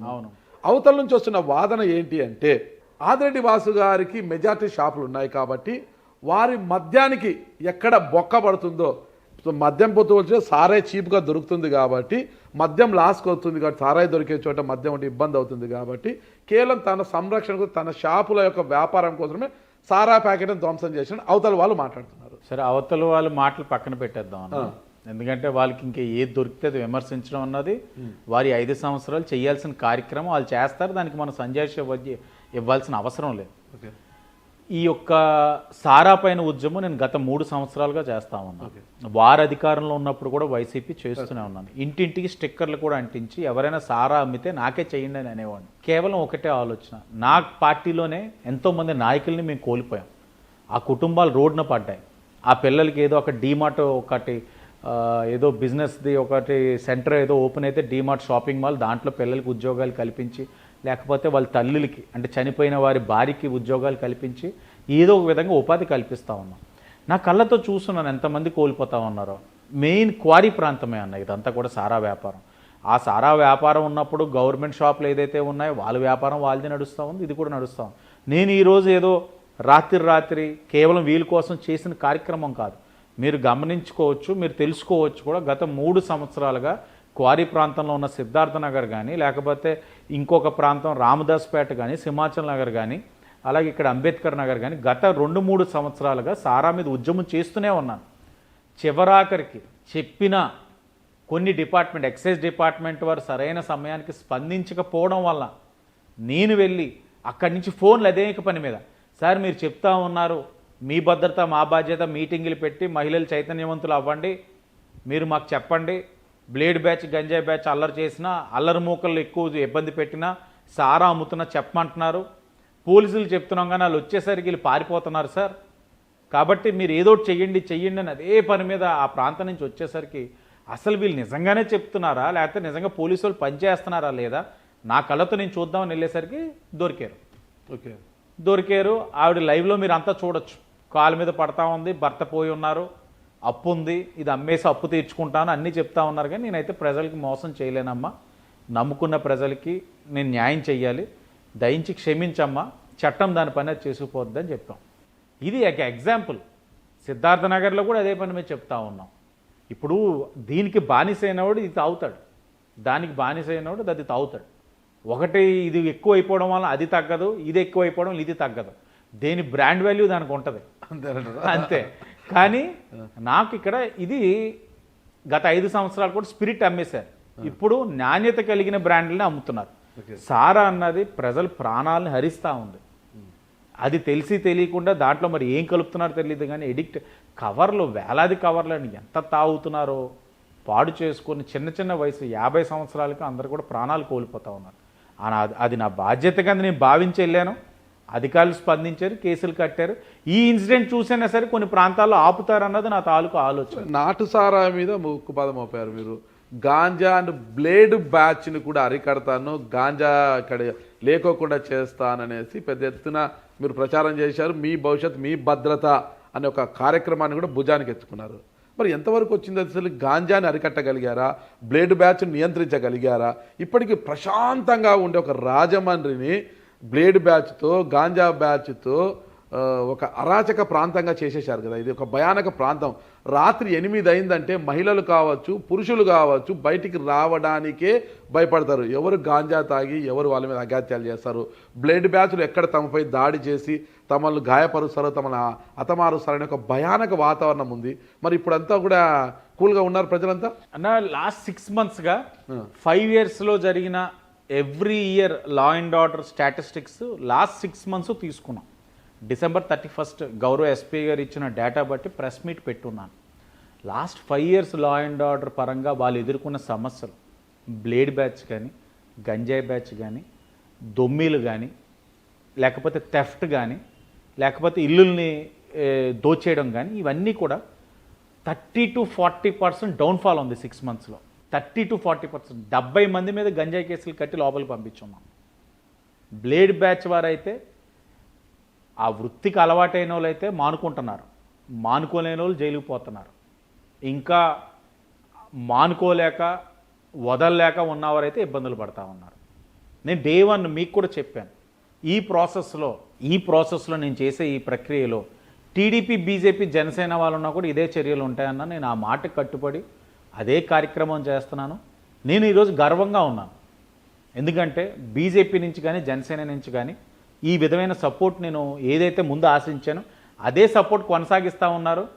తప్పు చేసిన వాడు తెలుసో తెలియకో మా పార్టీలో ఉన్నా కూడా వారి నుంచి కూడా నాకు మంచి సహకారం ఉంది, చర్యలు తీసుకుంటున్నాం, ఎవరిని వదిలిపెట్టట్లేదు. నేను ఇంకోటి కూడా చెప్తా ఉన్నానన్న, మీ భద్రత మా బాధ్యత ద్వారా ఈ 6 monthsలో సుమారు 20,000 మంది మహిళలతో నేను ఇంటరాక్ట్ అయ్యాను. ఇంటరాక్ట్ అయిన తర్వాత వాళ్ళు ఇచ్చిన సజెషన్స్ తోటి 2014-19లో షీ టీమ్ అని ఉండేది. అంటే ఒక టీమ్ ఒక 10 మంది మహిళలతోటి షీ టీమ్ ఉండి విమెన్ కాలేజెస్ దగ్గర విమెన్ గ్యాదరింగ్స్ ఎక్కువ ఎక్కడ ఉంటాయో వాళ్ళు ఈవినింగ్ టైమ్స్ వెళ్ళి, మార్నింగ్ అయినా వాళ్ళు వెళ్ళి ఎక్కడైనా అల్లరి మోక్కులు అల్లరి చేసినట్లుంటే వెంటనే వాళ్ళ పని వాళ్ళు చేస్తారు. ఇప్పుడు షీ టీమ్ని మహిళా రక్షక్ అని October 2 గాంధీ జయంతి నాడు ఎస్పీ గారు నేను చర్చించుకొని లాంచ్ చేసాం రాజమండ్రిలో. ఈరోజు నేను ప్రతి విమెన్ కాలేజ్కి వెళ్తున్నాను, మహిళా రక్షకని తీసుకెళ్తా ఉన్నాను, ఆ కన్సర్న్ పోలీస్ డిపార్ట్మెంట్ని తీసుకెళ్తా ఉన్నాను, ఈ నెంబర్స్ వాళ్ళకి షేర్ చేయిస్తూ ఉన్నాను. నాకు చెప్పడానికి మొహమాట పడితే మహిళా రక్షకు లీడ్ చేసే లేడీ ఎస్ఐకి వాట్సాప్ నెంబర్ వాళ్ళందరికీ ఇస్తూ ఉన్నాం. ప్రతి కాలేజ్ దగ్గర సే నో టు డ్రగ్స్ అని మహిళా Rakshak number, police department number పెడతా ఉన్నాను. దొరికిన తర్వాత ఈ 6 monthsలో ఆన్ రికార్డ్ ఎక్కడైనా సరే తప్పు చేసినోడు ఎవడైనా దొరికితే నేను వదిలిపెట్టమని ఎక్కడైనా ఆన్ రికార్డ్ దొరికిందేమో అడగండి. నేను ఫోన్ చేసి ఆడు నా పేరు చెప్పాడంటే ఇంకా యాక్షన్ డబల్ తీసుకోండి అని చెప్తా ఉన్నాను. నాకు నగరం ముఖ్యం అన్న, ఏదో కొంతమంది తప్పు చేసిన వాళ్ళ కోసం నేను కాంప్రమైజ్ కాలేను. ఈరోజు అవకాశం ఇచ్చారు, కష్టకాలంలో ప్రజలు నా పక్కన నిలబడ్డారు. ఈరోజు నేను బాగున్నాను, అధికారం వచ్చిందని చెప్పి ఇష్టానుసారంగా నేను ప్రవర్తిస్తే అది నేను జీవితకాలం సరిచేసుకోలేని తప్పు అవుతుంది. ఈరోజు నాకు అవకాశం ఇచ్చారు, నేను సద్వినియోగపరుచుకుంటాను. వయసు ఉంది, ఒకవేళ ఎక్కడైనా సరే ఒక వ్యక్తిని నేను ఏదైనా దురదృష్టవశాత్తు నా పార్టీలో ఉండి తప్పు చేసినప్పుడు మీరు చర్యలు తీసుకుంటే నేను కుటుంబానికి వెళ్ళి సంజాయిషి ఇచ్చుకుంటాను. మీ పెంపకంలో లోటుపాటు ఉందండి, అందుకే బాబు ఇలా పాడయ్యాడు, ఇప్పుడు ఈ అవకాశంతో ఆయన సరిచేద్దాం. మీకు ఒక ఇన్సిడెంట్ చెప్తాను. ఒక ఇంటికి ఒక బాబు వెళ్తున్నాడు. ఆ ఇంటిలో ఆ అమ్మాయినేమో అక్క అంటున్నాడు, హస్బెండ్ బావ అంటున్నాడు. పరిచయం పెంచుకున్నాడు, వెళ్తుంటే వాళ్ళు కూడా తమ్ముడు బావ అని చెప్పి రానిస్తున్నారు. ఆడు వెళ్ళిన ప్రతిసారి ఏం చేస్తాడు వీళ్ళకి తెలియదు. ఆడు మేడకి పక్కింట్లో ఒక అమ్మాయితోటి మాట్లాడుతున్నాడు. ఆ ఇంట్లో వాళ్ళు గ్రహించేసి, ఏంటయ్యా మీ తమ్ముడు మీ బామ్మర్ది వచ్చాడు, మా అమ్మాయితో మాట్లాడుతున్నాడు, మెసేజ్లు పెడుతున్నాడు, ఇబ్బంది పెడుతున్నాడు అనేసరికి వీళ్ళన్నే లోబోదిపో, ఈ నా బామ్మర్ది ఏంటి, ఏదో మా ఆవిడని తమ్ముడు అన్నాడు కానీ నా బామ్మర్ది అయ్యాడు, నాకేం నిజంగా బామ్మర్ది కాదని ఫోన్ చేసి, ఎరా పిచ్చి నాటకాలు ఆడుతున్నావు ఎదవా, చితక్కొడేస్తాను నిన్ను, ఎందుకు ఇలా చేసావంటే, అన్న విఎల్పురం సెంటర్లో ఉంటాను రండి అని అన్నాడట. ఈయన వెళ్ళాడు. ఈయన వెళ్తూ ఇతనితో పాటు ఇంకొక తమ్ముడు చరణ్ అని మంచి దిట్టంగా ఉంటాడు, నాకు తమ్ముడు అవుతాడు. వెళ్ళారు వీళ్ళందరూ. నేను వార్డ్ విజిట్స్లో ఉన్నాను. వెళ్ళిన తర్వాత ఆడు మాట్లాడుతున్నాడు. ఆడు పక్కన ఇంటర్మీడియట్ స్టూడెంట్, గంజాయి కొట్టేసి ఉన్నాడు. మాట్లాడుతుండగా తప్పు కదరా ఆడపిల్లని ఇబ్బంది పెట్టావు, అందులో నా ఇంటి మించి ఎందుకు ఇబ్బంది పెట్టావు, అసలు నా ఇంటికి వస్తుంది దీనికోసమా, అక్క బావని పిలుస్తుంది దీనికోసం అని అడుగుతుండగా, ఏంట్రా మా వాడిని ఇష్టొచ్చులు తిడుతున్నావు అని చెప్పి జోబులోంచి ఏదో బ్లేడ్ ఉంటుంది, బ్లేడ్ తీసి వీడి మీద దాడి చేయపోయాడు. ఈ చరణ్ అన్న అబ్బాయి హైట్ ఉంటాడు, లా ఉంటాడు, చెయ్యలు అడ్డపెట్టాడు. బాగా ఫ్యాట్ ఉండడం వల్ల కత్తి అలా వెళ్ళి ఉండిపోయింది. వీళ్ళిద్దరు చిన్న పర్సనాలిటీ, చిన్నపిల్లలు. వాళ్ళు ఎట్లా పరిచయం అయ్యారు వాళ్ళిద్దరికి, ఆ దంపతులకి? ఇంకేముంటుందన్న పరిచయాలు రోడ్ల మీద చేసుకోవడం, లేకపోతే ఇప్పుడు అమ్మాయిని కలవాలి అని అంటే ఎంతసేపు పరిచయం, ఈ జనరేషన్ వాళ్ళు చెప్పాలా? సరే, మీరు నాటసారా మీద ఉక్కుపాదం మోపారు. మీకు ఏం చేస్తాను, ఇప్పుడు పిల్లోడు ఇంటర్మీడియట్ అటెంప్ట్ ఇవ్వమంటారు, ఏంటి భవిష్యత్తు? ఆదిత్య కాలేజ్, వెంటనే ఆదిత్య కాలేజ్ మీటింగ్ పెట్టాను, వెళ్ళాను, పిల్లలకి ఎక్స్ప్లెయిన్ చేశాను. స్నేహం కూడా నువ్వు ఎవరితో చేస్తున్నావు అన్నది కూడా ఈ రోజున జీవితంలో చాలా కీలకం. అవసరం అనుకుంటే మంచోడైతే చెయ్యి, లేకపోతే స్నేహితులు లేకపోయినా పర్వాలేదు. ఇలాగ చెడు స్నేహంతో వెళ్తే ఈ రోజున అబ్బాయి భవిష్యత్తు పాడైపోయింది. తల్లిదండ్రులు వచ్చి ఏడుస్తున్నారు, ఏం చేయగలుగుతాం? తల్లిదండ్రులు వచ్చి ఏడుస్తున్నారు, పాడైపోయాడండి ఇది అని అంటే, కత్తితో దాడి చేసే పరిస్థితికి వచ్చారని ఎస్పీ గారు ఫోన్ చేసి తల్లిదండ్రులు ఏడ్చారని చెప్పి ఎస్పీ గారు చూడనని కూడా అనలేదు. ఎస్పీ గారు మీ పని మీరు చేయండి, కానీ తల్లిదండ్రులు బాధ చూడలేకపోతా ఉన్నాం, వాడికి ఫర్దర్గా ఏం కౌన్సిలింగ్ ఇచ్చి ఏం చేయాలో, భవిష్యత్తు పాడవకుండా ఏం చేయాలో చూద్దామండి అని అన్నాం, అంతే. మంచి కార్యక్రమం తీసుకున్నారు. ఒకవైపు చూస్తే నాటుసారా దాని మీద ఉద్యమం చేశారు, దాన్ని అరికట్టేశారు. ఇప్పుడు గాంజా బ్యాచ్ను, బ్లేడ్ బ్యాచ్ను కూడా కుక్కుటేళ్లతో పెకిలించేలాగా చర్యలు తీసుకుంటున్నారు. మీ భద్రత మా బాధ్యత అనే కార్యక్రమంతో బాగానే ఉంది. అయితే రాజమండ్రి అంటేనే ఒక చరిత్ర గల ఒక హిస్టారికల్ ప్రాంతం ఇది. మహేంద్రవరం రాజమండ్రి అయింది కదా, ఇంత చరిత్ర గల దీనికి ఒక చిన్న మరక కూడా ఉంది.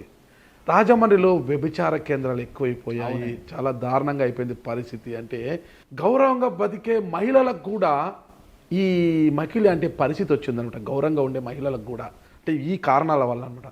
దాన్ని ఎలా మీరు పెకిలిస్తారు? అది లాస్ట్ 5 years అన్నా మీరు నమ్మరు, ఈ స్పా సెంటర్స్ పెరిగిపోతూ ఉన్నాయి. స్పా సెంటర్స్ పెరుగుతున్నాయి కానీ దాని మీద సర్వేలెన్స్ లేదు. ఈ స్పా సెంటర్స్ అన్నదే వీటికి అడ్డా అవుతా ఉంది, సర్వేలెన్స్ లేదు. వాళ్ళకి రిజిస్ట్రేషన్స్ ఉన్నాయా, లేకపోతే వాళ్ళు సీసీ కెమెరాస్ పెట్టుకున్నారా, లేకపోతే ఏంటి చేస్తున్నారన్న దాని మీద ఈ సర్వేలెన్స్ లేకపోవడం వలన ఈ యొక్క టెక్నాలజీ కూడా చేతికి రావడంతో పిల్లలందరికీ కూడా ఓపెన్ అయిపోయింది. ఇదంతా కూడా ఒక అడల్ట్ లైఫ్ అన్నది ఓపెన్ అయిపోయింది. ఏంటి తప్పు అన్న ఆలోచన విధానం, అంటే వెస్ట్రన్ కల్చర్ని ఇన్కల్కేట్ చేసుకుంటా ఉన్నారు. ఇప్పుడు మనం అధికారంలోకి వచ్చిన తర్వాత ఎవ్రీ జ్యూరిస్డిక్షన్, ఈ యొక్క స్టేషన్ జ్యూరిస్డిక్షన్లో నా పరిధిలో 3 స్టేషన్స్ ఉన్నాయి. ఈ యొక్క 3 పోలీస్ స్టేషన్ జ్యూరిస్డిక్షన్లో ఎన్ని స్పా సెంటర్స్ ఉన్నాయి, ఎంతమంది సీసీ కెమెరాస్ పెట్టారు, ఎంతమంది రిజిస్టర్డ్ బుక్ పెట్టారు, వచ్చిన వాళ్ళు వెళ్తున్న వాళ్ళు వాళ్ళ కాంటాక్ట్ నెంబర్ అన్ని డీటెయిల్స్ ఉన్నాయి. లేని పక్షంలో క్లోజ్, సీజ్ ద స్పా. ఈ ప్రాసెస్లో వెళ్తా ఉన్నాం. నాకు తెలిసి ఆల్మోస్ట్ 70-80% ఆ స్పా సెంటర్స్ ఇంతకుముందు ఏదైతే అందరినీ నేను కించపరచలేను.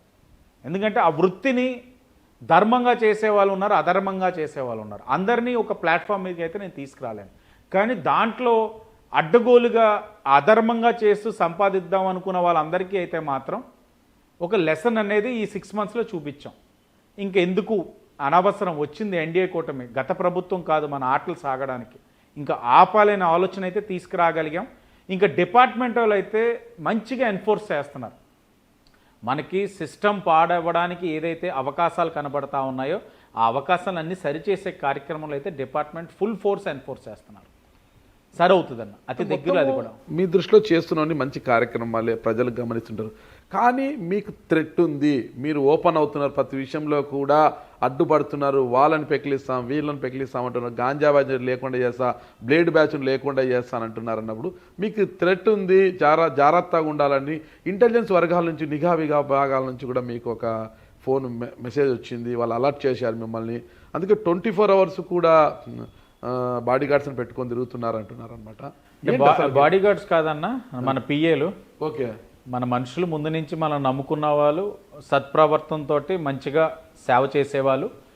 థ్రెట్ అయితే ఉంటుంది, ఎందుకంటే మనం మంచి చేయాలని అనుకున్నప్పుడు, మంచి చేయాలనుకున్నప్పుడు ఈ చెడు శక్తులు ఏదైతే ఉన్నాయో కలుస్తాయి. ఇప్పుడు ఇప్పుడు సారా అమ్మేవాడు వాడి జీవితంలో మారమన్నా మారలేడు. చట్టం కూడా నేను మొన్నే అవగాహన చేసుకున్నాను. ఇదే రిపీటెడ్ కేసెస్ కడితే ఎంఆర్ఓ గారి దగ్గర నుంచి ₹1,00,000 ఫైన్. అదే 10 లక్షలకి చేసేయగలిగితే, నేను ఈ చట్టసభల్లో కూడా అసెంబ్లీలో కూడా మాకు మార్చ్లో ఉందని అంటే క్వశ్చన్స్ ఇవ్వాలి అని అంటే సారా మీద క్వశ్చన్ ఒకటి ప్రిపేర్ అమ్మన్నాను. మా వాళ్ళని క్వశ్చన్ నేను మాట్లాడాలన్నాను. ఎందుకంటే ఎంఆర్ఓ గారు ఎన్ఫోర్స్ చేయగలిగింది ₹1,00,000 వరకే ఉంది. ₹1,00,000 అంటే అప్పో సప్పో చేసే కార్యక్రమే. అది లెవెల్స్ పెంచాలి.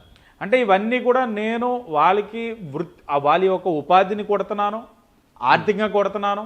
అది వాళ్ళకి నచ్చట్లేదు కాబట్టి ఇంకా శృతి మించుతున్నప్పుడు మనల్ని అడ్డు తొలగించుకోవాలని ఆలోచిస్తారు. అలాగని వాళ్ళు చేసేదానికి భయపడే పరిస్థితులు ఇక్కడ ఉండవు. ఎందుకంటే నా నమ్మకం నాకుంది, నా ప్రజలు నాతో ఉంటారని. దాని తగ్గట్లు జాగ్రత్తలు తీసుకుంటున్నాం. పోలీసు వారు కూడా ఎప్పటికప్పుడు అప్రమత్తంగా ఉంటున్నారు. వారికి కూడా తెలుసు చేస్తున్న కార్యక్రమాల వల్ల ఇబ్బంది ఉంటుందని, ఎప్పటికప్పుడు అలర్ట్ చేస్తూ ఉన్నారు.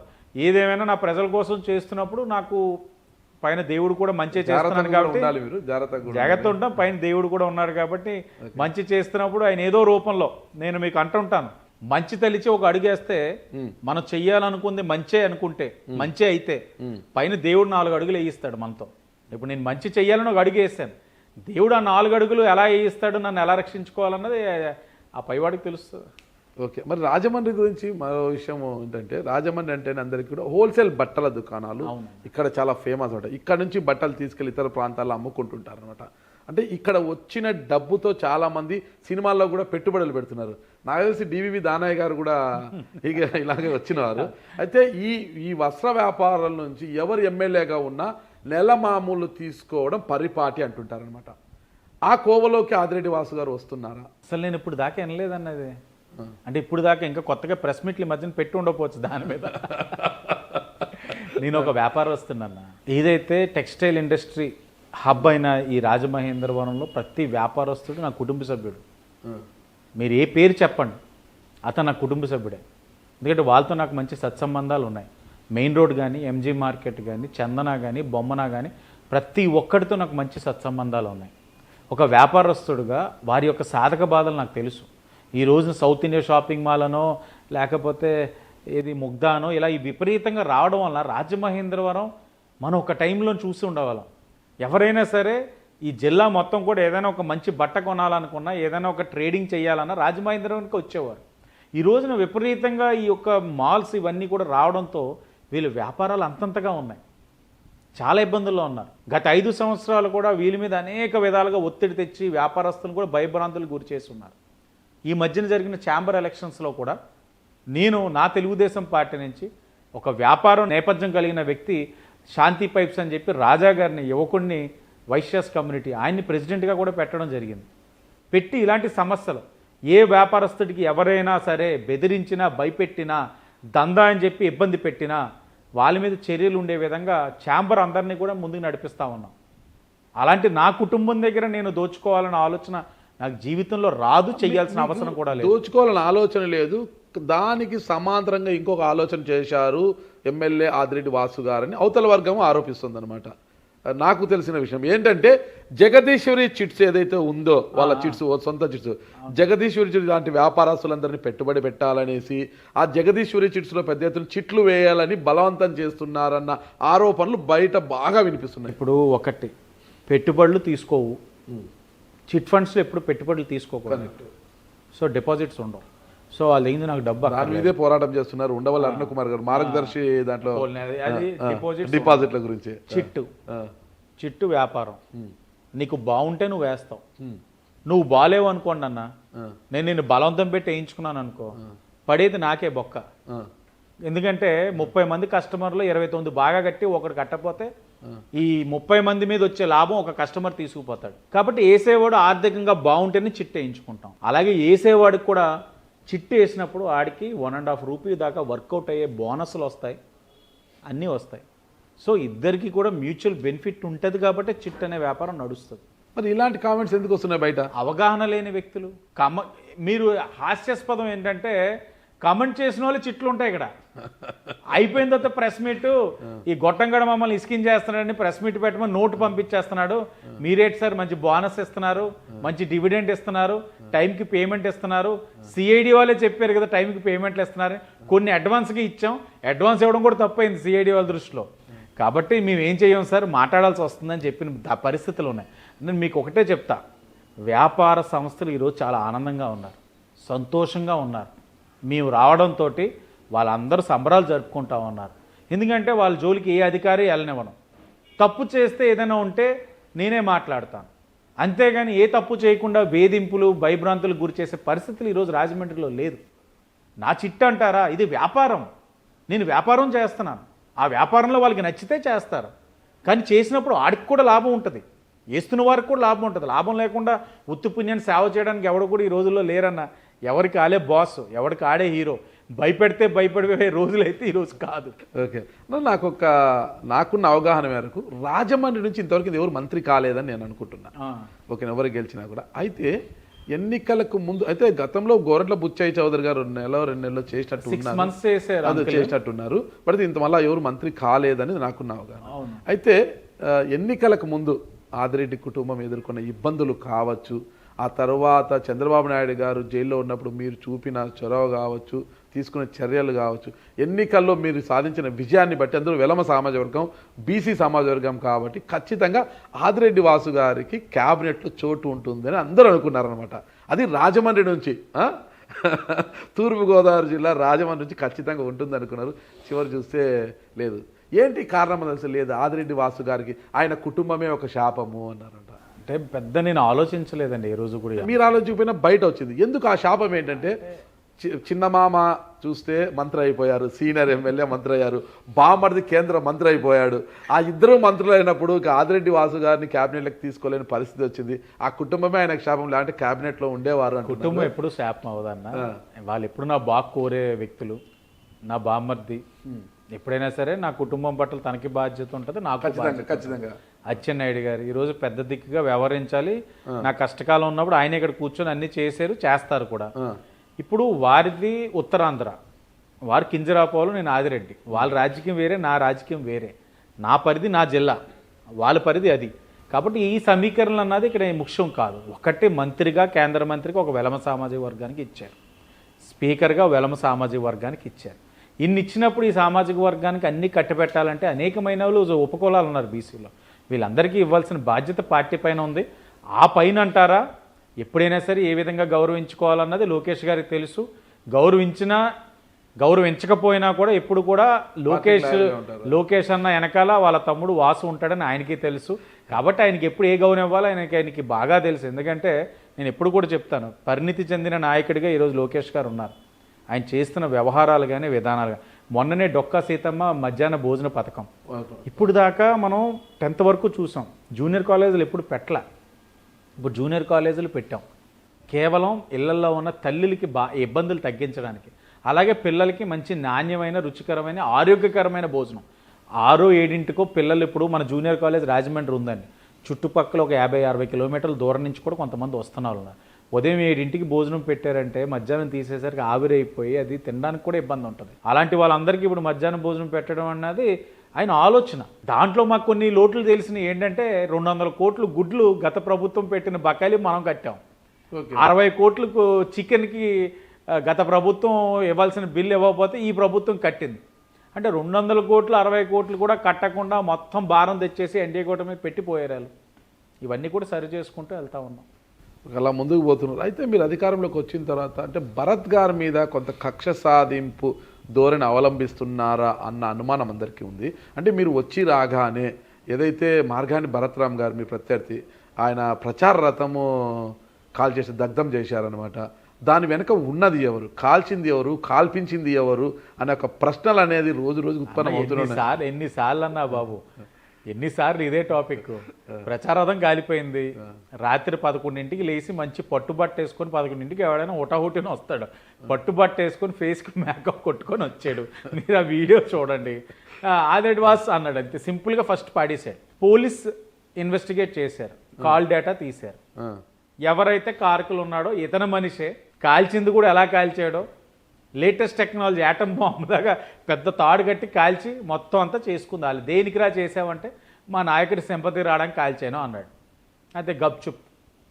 కానీ విషయం ఏంటంటే నేను ఈరోజు కూడా చెప్తున్నాను భరత్రామ్కి, ఆ అబ్బాయి 50 సార్లు మాట్లాడాడు ఆ 2-3 రోజులు ఒక పెద్ద వ్యక్తితో, ఒక పెద్ద ఆయనతోటి. నేనే కానీ రాజకీయం చేయాలనుకుంటే పెద్ద ఆయన్ని నేను ఇరికించవచ్చు. నేను పెద్ద ఆయన్ని ఇరికించలేదు.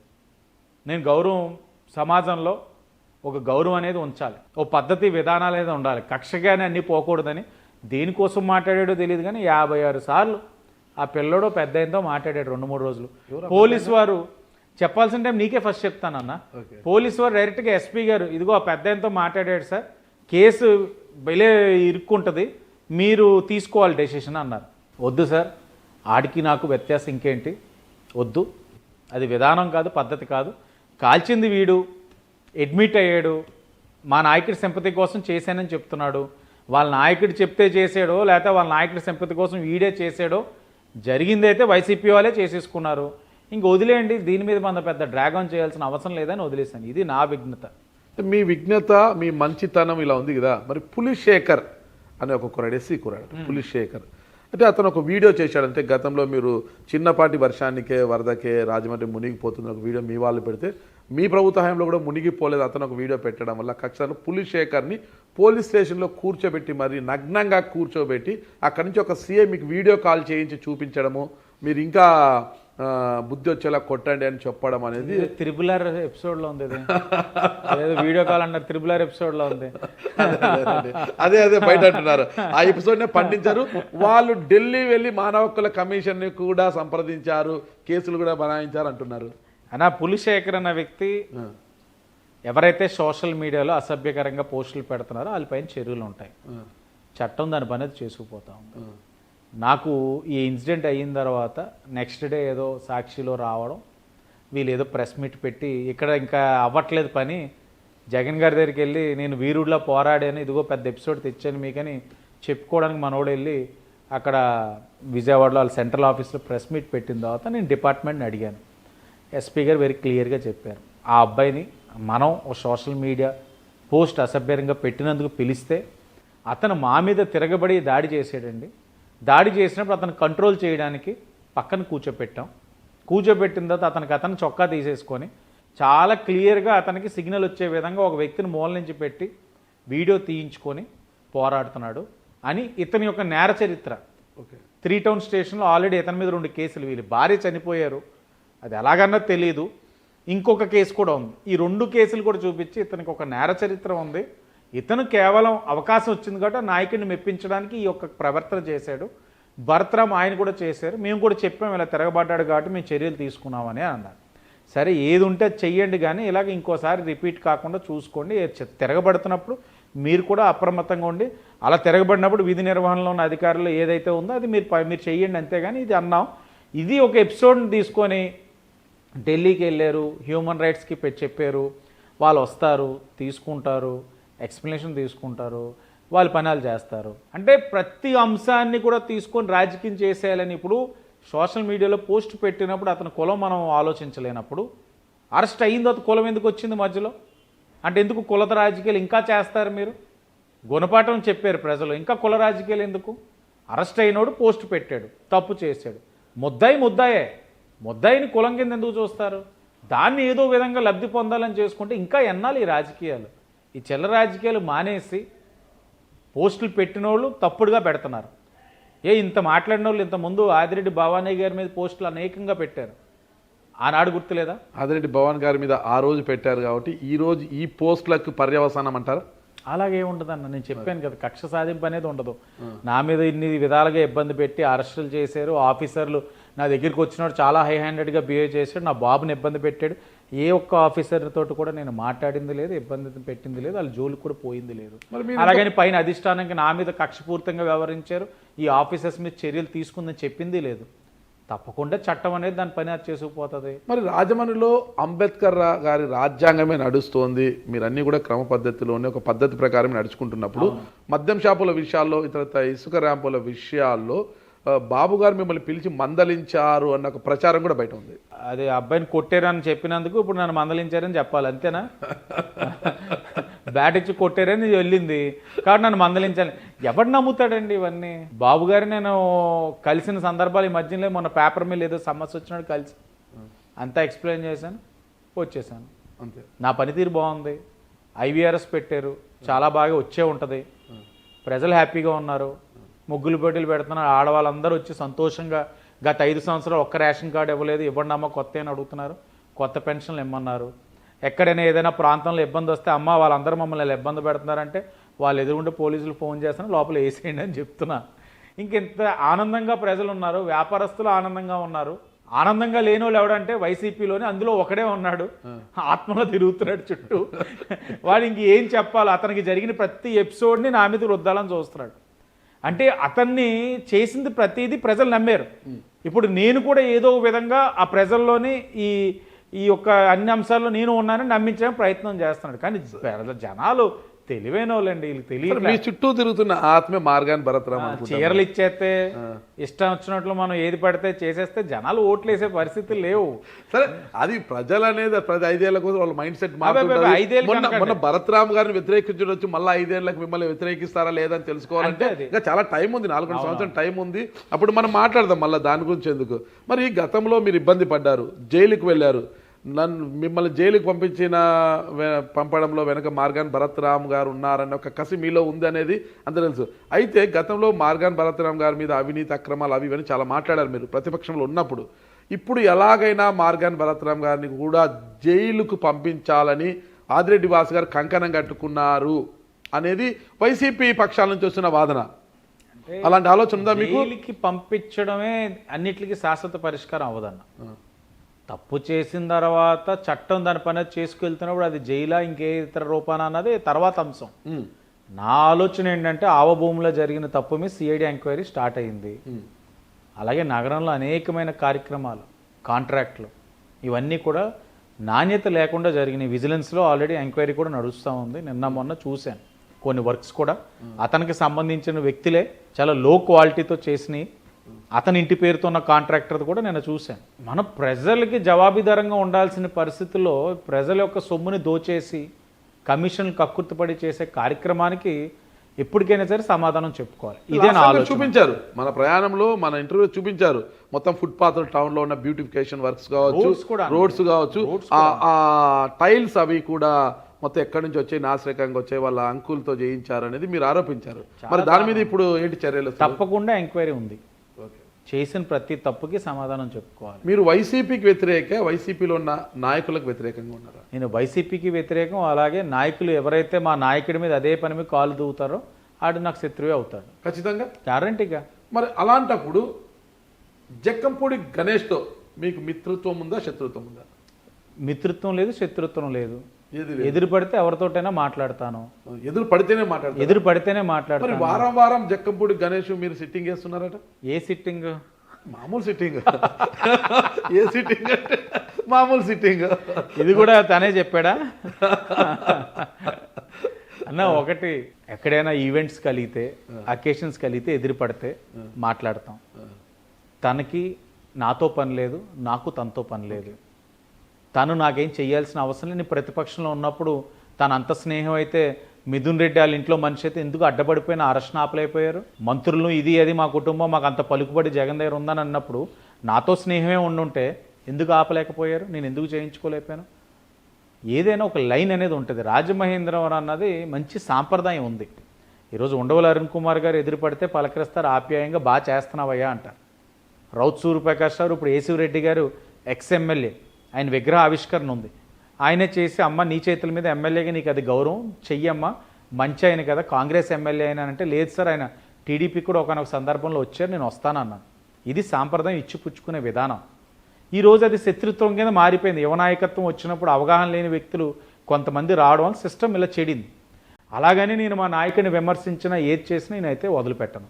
ఆవభూముల్లో నేను స్పష్టంగా సిఐడి ఎంక్వైరీలో మార్గాని భరత్తో పాటు బత్తుల బలరామకృష్ణ గారితో జక్కంబూడి రాజాని కూడా పెట్టాలని చెప్పారు. ఎవరి పాత్ర ఏముందన్నది తేల్చమన్నాను. అలాగే నా నగరంలోని శాంతి భద్రతలు విఘాతం కలిగించే వ్యక్తి ఎవడైనా సరే, నా పార్టీ వ్యక్తులు జోలికి ఎవరు వచ్చినా, నా ఎన్డీఏ కూటమి జోలికి వస్తే అది నాకు శత్రువే అవుతాడు. బత్తుల బలరామకృష్ణ ఇప్పుడు మీరు కూటమి ఎమ్మెల్యే కదా? అవునండి.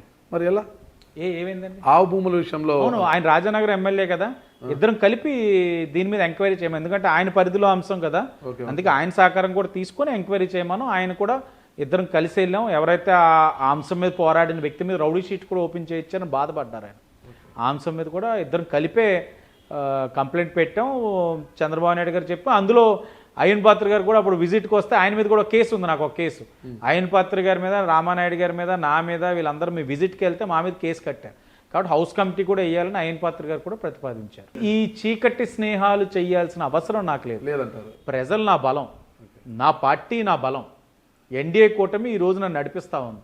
ఇలాంటప్పుడు నేను ఇంకెవరితోటో స్నేహం చేయించి పొందాల్సిన లాభమే ఉంది. నా వ్యాపారాలు ఎవరో చెప్తే జరిగేవి కావు. నా సంపద నా కష్టం మీద నేను చేసుకుంటాను. ఇంకెవరు నాకు చెయ్యాలి? ఓ వ్యక్తిని నేను కొట్టడానికి ఇంకో వ్యక్తి సహకారం తీసుకొని చేయాల్సినంత అసమర్థుని అయితే నేను కాదు. నా బలం నాకుంది. ఓ వ్యక్తిని ఎలాగైనా ఢీకొండం అన్నది నాకు తెలుసు. నా రాజకీయం నేను చేసుకుంటాను. మరి యాళ్ళ ప్రదీప్ ఇప్పుడు ఎమ్మెల్యే మీరు ఉన్నారు, ఇక్కడ ఇంత పగడ్బందీగా ఒక ప్రజాస్వామ్య బద్ధంగానే పాలన చేసుకుంటూ పోతున్నారు. కానీ యాళ్ళ ప్రదీప్ అనే వ్యక్తి మీకు ఒక షాడో ఎమ్మెల్యేగా వ్యవహరిస్తున్నారు. ఏమి జరగాలన్నా, ఏ కార్యక్రమాలు చెక్కబెట్టాలన్నా కూడా ఫస్ట్ యాళ్ళ ప్రదీప్తో సంప్రదించిన తర్వాతని ఎమ్మెల్యే వరకు రావాలి అంటున్నారు. ఏంటి మా ప్రదీప్ ఎవరు? ఈయన doctor, okay, practitioner, okay, Vasavisri multi specialty hospital అని డాక్టర్. తమ్ముడు మంచి చెడులు పక్కన ఉంటాడు. కష్టకాలంలోనే అరెస్ట్ అయినప్పుడు కానీ ఇది కానీ అది కానీ మొత్తం ఇంట్లో ఉండి అన్ని వ్యవహారాలు చూసుకుంటాడు. మెడికల్గా కూడా ఫ్యామిలీ అందరికీ అతనే డాక్టర్, కన్సల్టింగ్ డాక్టర్. పక్కన ఉన్నంత మాత్రాన ఏమైపోతుంది? ఎందుకు ఈ ఈర్ష? అతను ఏదైనా ఎక్కడైనా ఎవరి దగ్గరైనా ఏదైనా ఆస్తి దోచుకున్నాడా? ఎవరి మీదైనా సెటిల్మెంట్ చేశాడా? Is a doctor. ఐఎంఏలో is a active doctor. IMA అంటే ఇండియన్ మెడికల్ అసోసియేషన్ రాజమహేంద్ర అంటే ఒక గౌరవప్రదమైన అసోసియేషన్. దాంట్లో ఎలాంటి అల్లర్చిల్లరగా ఉంటే డాక్టర్లని ఓ పదవిలో పెట్టరు. ఆ అబ్బాయి ఐఎంఏలో పదవిలో ఉన్నాడు అంటే ఇంతమంది మేధావులు అందరూ కలిపి ఉన్న ఒక కౌన్సిల్ లాంటి ఒక ఐఎంఏలో ఉన్న వ్యక్తిని షాడో ఎమ్మెల్యే, నాకు షాడోలు ఎవరూ లేరు. తప్పు ప్రదీప్ చేసిన పొలిటికల్ పవర్ కదా, ఇది పొలిటికల్ పవర్ కదా, ఎంత పొలిటికల్ పవర్ చెప్తున్నాను. ప్రదీప్ తప్పు చేసినా ఉపేక్షించడం. ఓకే, వాళ్ళందరికీ ఆ భయం ఉంది. అన్నయ్య దగ్గర కరెక్ట్గా ఉన్నంతసేపే కరెక్ట్గా ఉంటుంది. తప్పు చేస్తే ఎవరిని ఉపేక్షించడం. Next, he being a doctor. నేను ఇంతకుముందు హితకారిణి సమాజ్ చైర్మన్ కింద అబ్బాయిని పెట్టాం. ఒక డాక్టర్ ఉండాలని. ఆ అబ్బాయి డాక్టర్స్ తోటి ఫండ్ రేస్ చేసి బాగా చదువుకున్న పిల్లలకి మంచి మంచి గిఫ్ట్స్ ఇచ్చి ఎంకరేజ్ చేసి ఫ్యాకల్టీని ఎడిషనల్ క్లాసెస్ తీసుకొని వాళ్ళకి గిఫ్ట్స్ ఇచ్చి ఐఎంఈ నుంచి ఫండ్ రేస్ చేసి కొన్ని బ్లాగ్స్ కట్టించి ఎప్పుడు లేని డెవలప్మెంట్ ఆ అబ్బాయి చేస్తున్నాడు యాజ్ అ డాక్టర్. ఈరోజు టర్మ్ అయిపోయింది, ప్రాక్టీస్ చేసుకుంటున్నాడు. Is a practitioner. రోజుకి 100-150 ఓపీ ఉన్న అబ్బాయి నా షాడో ఎమ్మెల్యే కింద ఎందుకు బిహేవ్ చేయగలుగుతాడు? అండ్ అబ్బాయి చిన్నపిల్లాడు. నాకు చేసే అంత సామర్థ్యం కూడా అబ్బాయికి లేదు. అంటే ఏంటంటే కుటుంబంలో ఒకరు కనబడిన వెంటనే షాడో అనడం అన్నది ఆనవాయితీ. ఇప్పుడు ఆదిరెడ్డి అప్పారావు ఈ మధ్యన రాజకీయంగా ఆయన సూచనలు ఇవ్వడం వరకే పరిమితం అవుతామన్నారు. ఎందుకంటే ఎమ్మెల్యేగా నేనే ప్రజాక్షేత్రంలో ఉండాలి, ఆటుపోట్లు తెలుసుకోవాలి, నాలో పరిణితి రావాలని ఆయన నాకు ఆ ఫ్రీడమ్ ఇచ్చి ఆయన పరిధి బాగా తగ్గించుకున్నారు. సో ఇమీడియట్గా తమ్ముడుగా ఇప్పుడు ఇంత స్ట్రెస్ఫుల్ లైఫ్లో తమ్ముడు పక్కన ఉంటే కొంచెం కబుర్లు ఆడతాం, మెడికల్గా ఏవో కొన్ని ఇబ్బందులు ఉంటే చెప్పుకుంటాం, అలా తిరుగుతూ ఉంటారు. ఆ అబ్బాయి కూడా ఓపీ ట్యూస్డే అంటే కొద్దిగా తక్కువ ఉంటుంది, ఫ్రైడే తక్కువ ఉంటుంది. ఆ 2 రోజులు ఖాళీగా ఉన్నప్పుడు వస్తాడు, తిరుగుతాడు. అంత మాత్రాన షాడోలు అయిపోయి ఆ అబ్బాయి అయినా కాంట్రాక్టులు చేసేస్తున్నాడా? ఆ అబ్బాయి అయినా సెటిల్మెంట్లు చేసేస్తున్నాడా? ఎక్కడైనా ఆన్ రికార్డ్ చెప్పమానండి, ఇదిగో ఇక్కడ కూర్చున్నాం ఈ సైట్లోని, ఇదిగో ఈ అబ్బాయి ఇంత చేశాడు, వాళ్ళని ఇబ్బంది పెట్టాడు, వాళ్ళు వెళ్ళి పోలీస్ స్టేషన్లో ఈ అబ్బాయి మీద కంప్లైంట్ పెట్టి ఒక్కటే చెప్పమానండి. ఏది లేదే. అంటే నోరుంది కదా అని చెప్పి అలా విమర్శించుకుంటూ వెళ్తే ఎంతవరకు సబబు? ఇవన్నీ విషయాలు పక్కన పెడితే మీకు మరో 2 ఏళ్లలో ఒక మంచి అవకాశం రానుంది మీకు. అదే గోదావరి పుష్కరాలు. ఇక్కడ ఒక గొప్పతనం ఏమంటే 2003లో పుష్కరాలు వచ్చాయి. అప్పుడు టీడీపీ బాబు గారు ఉన్నారు. 2014లో మళ్ళీ బాబు గారు, 2015లో పుష్కరాలు వచ్చాయి. మళ్ళీ అప్పుడు బాబు గారే. మళ్ళీ ఇప్పుడు మళ్ళా 2027లో పుష్కరాలు వస్తాయి. మళ్ళీ చంద్రబాబు గారే సీఎం. ఇదొక గొప్ప రికార్డ్ ఇది. ప్లస్ ఈసారి పుష్కరాలకి సిట్టింగ్ ఎమ్మెల్యేగా ఆదిరెడ్డి వాసు గారు ఉండడం కూడా ఒక మంచి అవకాశం. అయితే గతంలో 2015లో పుష్కరాల సందర్భంగా భారీ అవినీతి జరిగిందనేసి ఒక షూటింగ్ అది ఇదంటూ ప్రజలను ఇబ్బంది పెడితే 23 మంది చనిపోయారని అప్పట్లో వైసీపీ పెద్ద ఎత్తున ప్రచారం చేసింది. అంటే గతంలో 2010లో పెద్ద ప్రచారం చేసింది. మన సినీ డైరెక్టర్ని తీసుకొచ్చేసి ఇక్కడ షూటింగ్లు చేయించడం, ఆ తొక్కిసలాట్లో చనిపోయారు, పెద్ద ఎత్తున అవినీతి జరిగిందన్నారు అనమాట. ఈసారి అలాంటి విమర్శలకు తావు లేకోకుండా ఎలాంటి చర్యలు తీసుకోబోతున్నారు? అంటే లాస్ట్ టైం ఏమైందంటేనండి, కోఆర్డినేషనల్ ఇష్యూస్ అయితే ఉన్నాయి. ఎందుకంటే ఆ ఇన్సిడెంట్ జరిగే టైంకి ఒక్కసారి చాలా ట్రైన్స్ ఆగిపోయినాయి, వచ్చినాయి ఒక్కసారి. అంటే కొద్దిగా టెక్నాలజీని కూడా ఆనాడు కొద్దిగా లింక్ చేసుకొని ప్రాపర్గా ఆర్గనైజ్డ్గా చేసుకోలేపారు. దానివల్ల అది వచ్చింది. అండ్ స్టాంపేడ్ అయితే జరిగింది, వాస్తవమే. దాన్ని మనం ఏదంటే ఎవరో తప్పని మనం అనలేము, కానీ అంత లార్జ్ స్కేల్లో జరిగినప్పుడు ఇంకా కొద్దిగా బెటర్గా చూసుకుంటూ ఉంటే బాగుండు.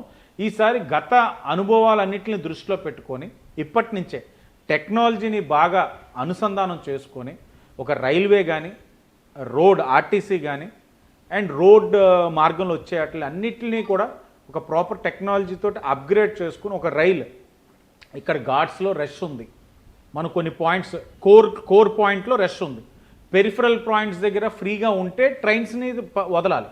లేదంటే ఏ కడియం దగ్గర ఎక్కడ ఆపి అక్కడ కొన్ని షెల్టర్స్ పెట్టి జనాలు అక్కడ సేద తీర్చుకొని రిఫ్రెష్ అయ్యి అక్కడి నుంచి బస్సెస్లో ఊరికి వచ్చేటట్లు ఇలా ఇప్పటి నుంచే ఒక ప్రాపర్ ఆర్గనైజ్డ్ సిస్టమ్ క్రియేట్ చేసుకుంటూ రాష్ట్ర ప్రభుత్వాన్ని కూడా మనం చేయబోయే అభివృద్ధి కార్యక్రమాలు ఏంటి రిక్వైర్మెంట్ డిపిఆర్స్ అని పంపించడం జరిగింది, సెంటర్ కూడా పంపించడం జరిగింది.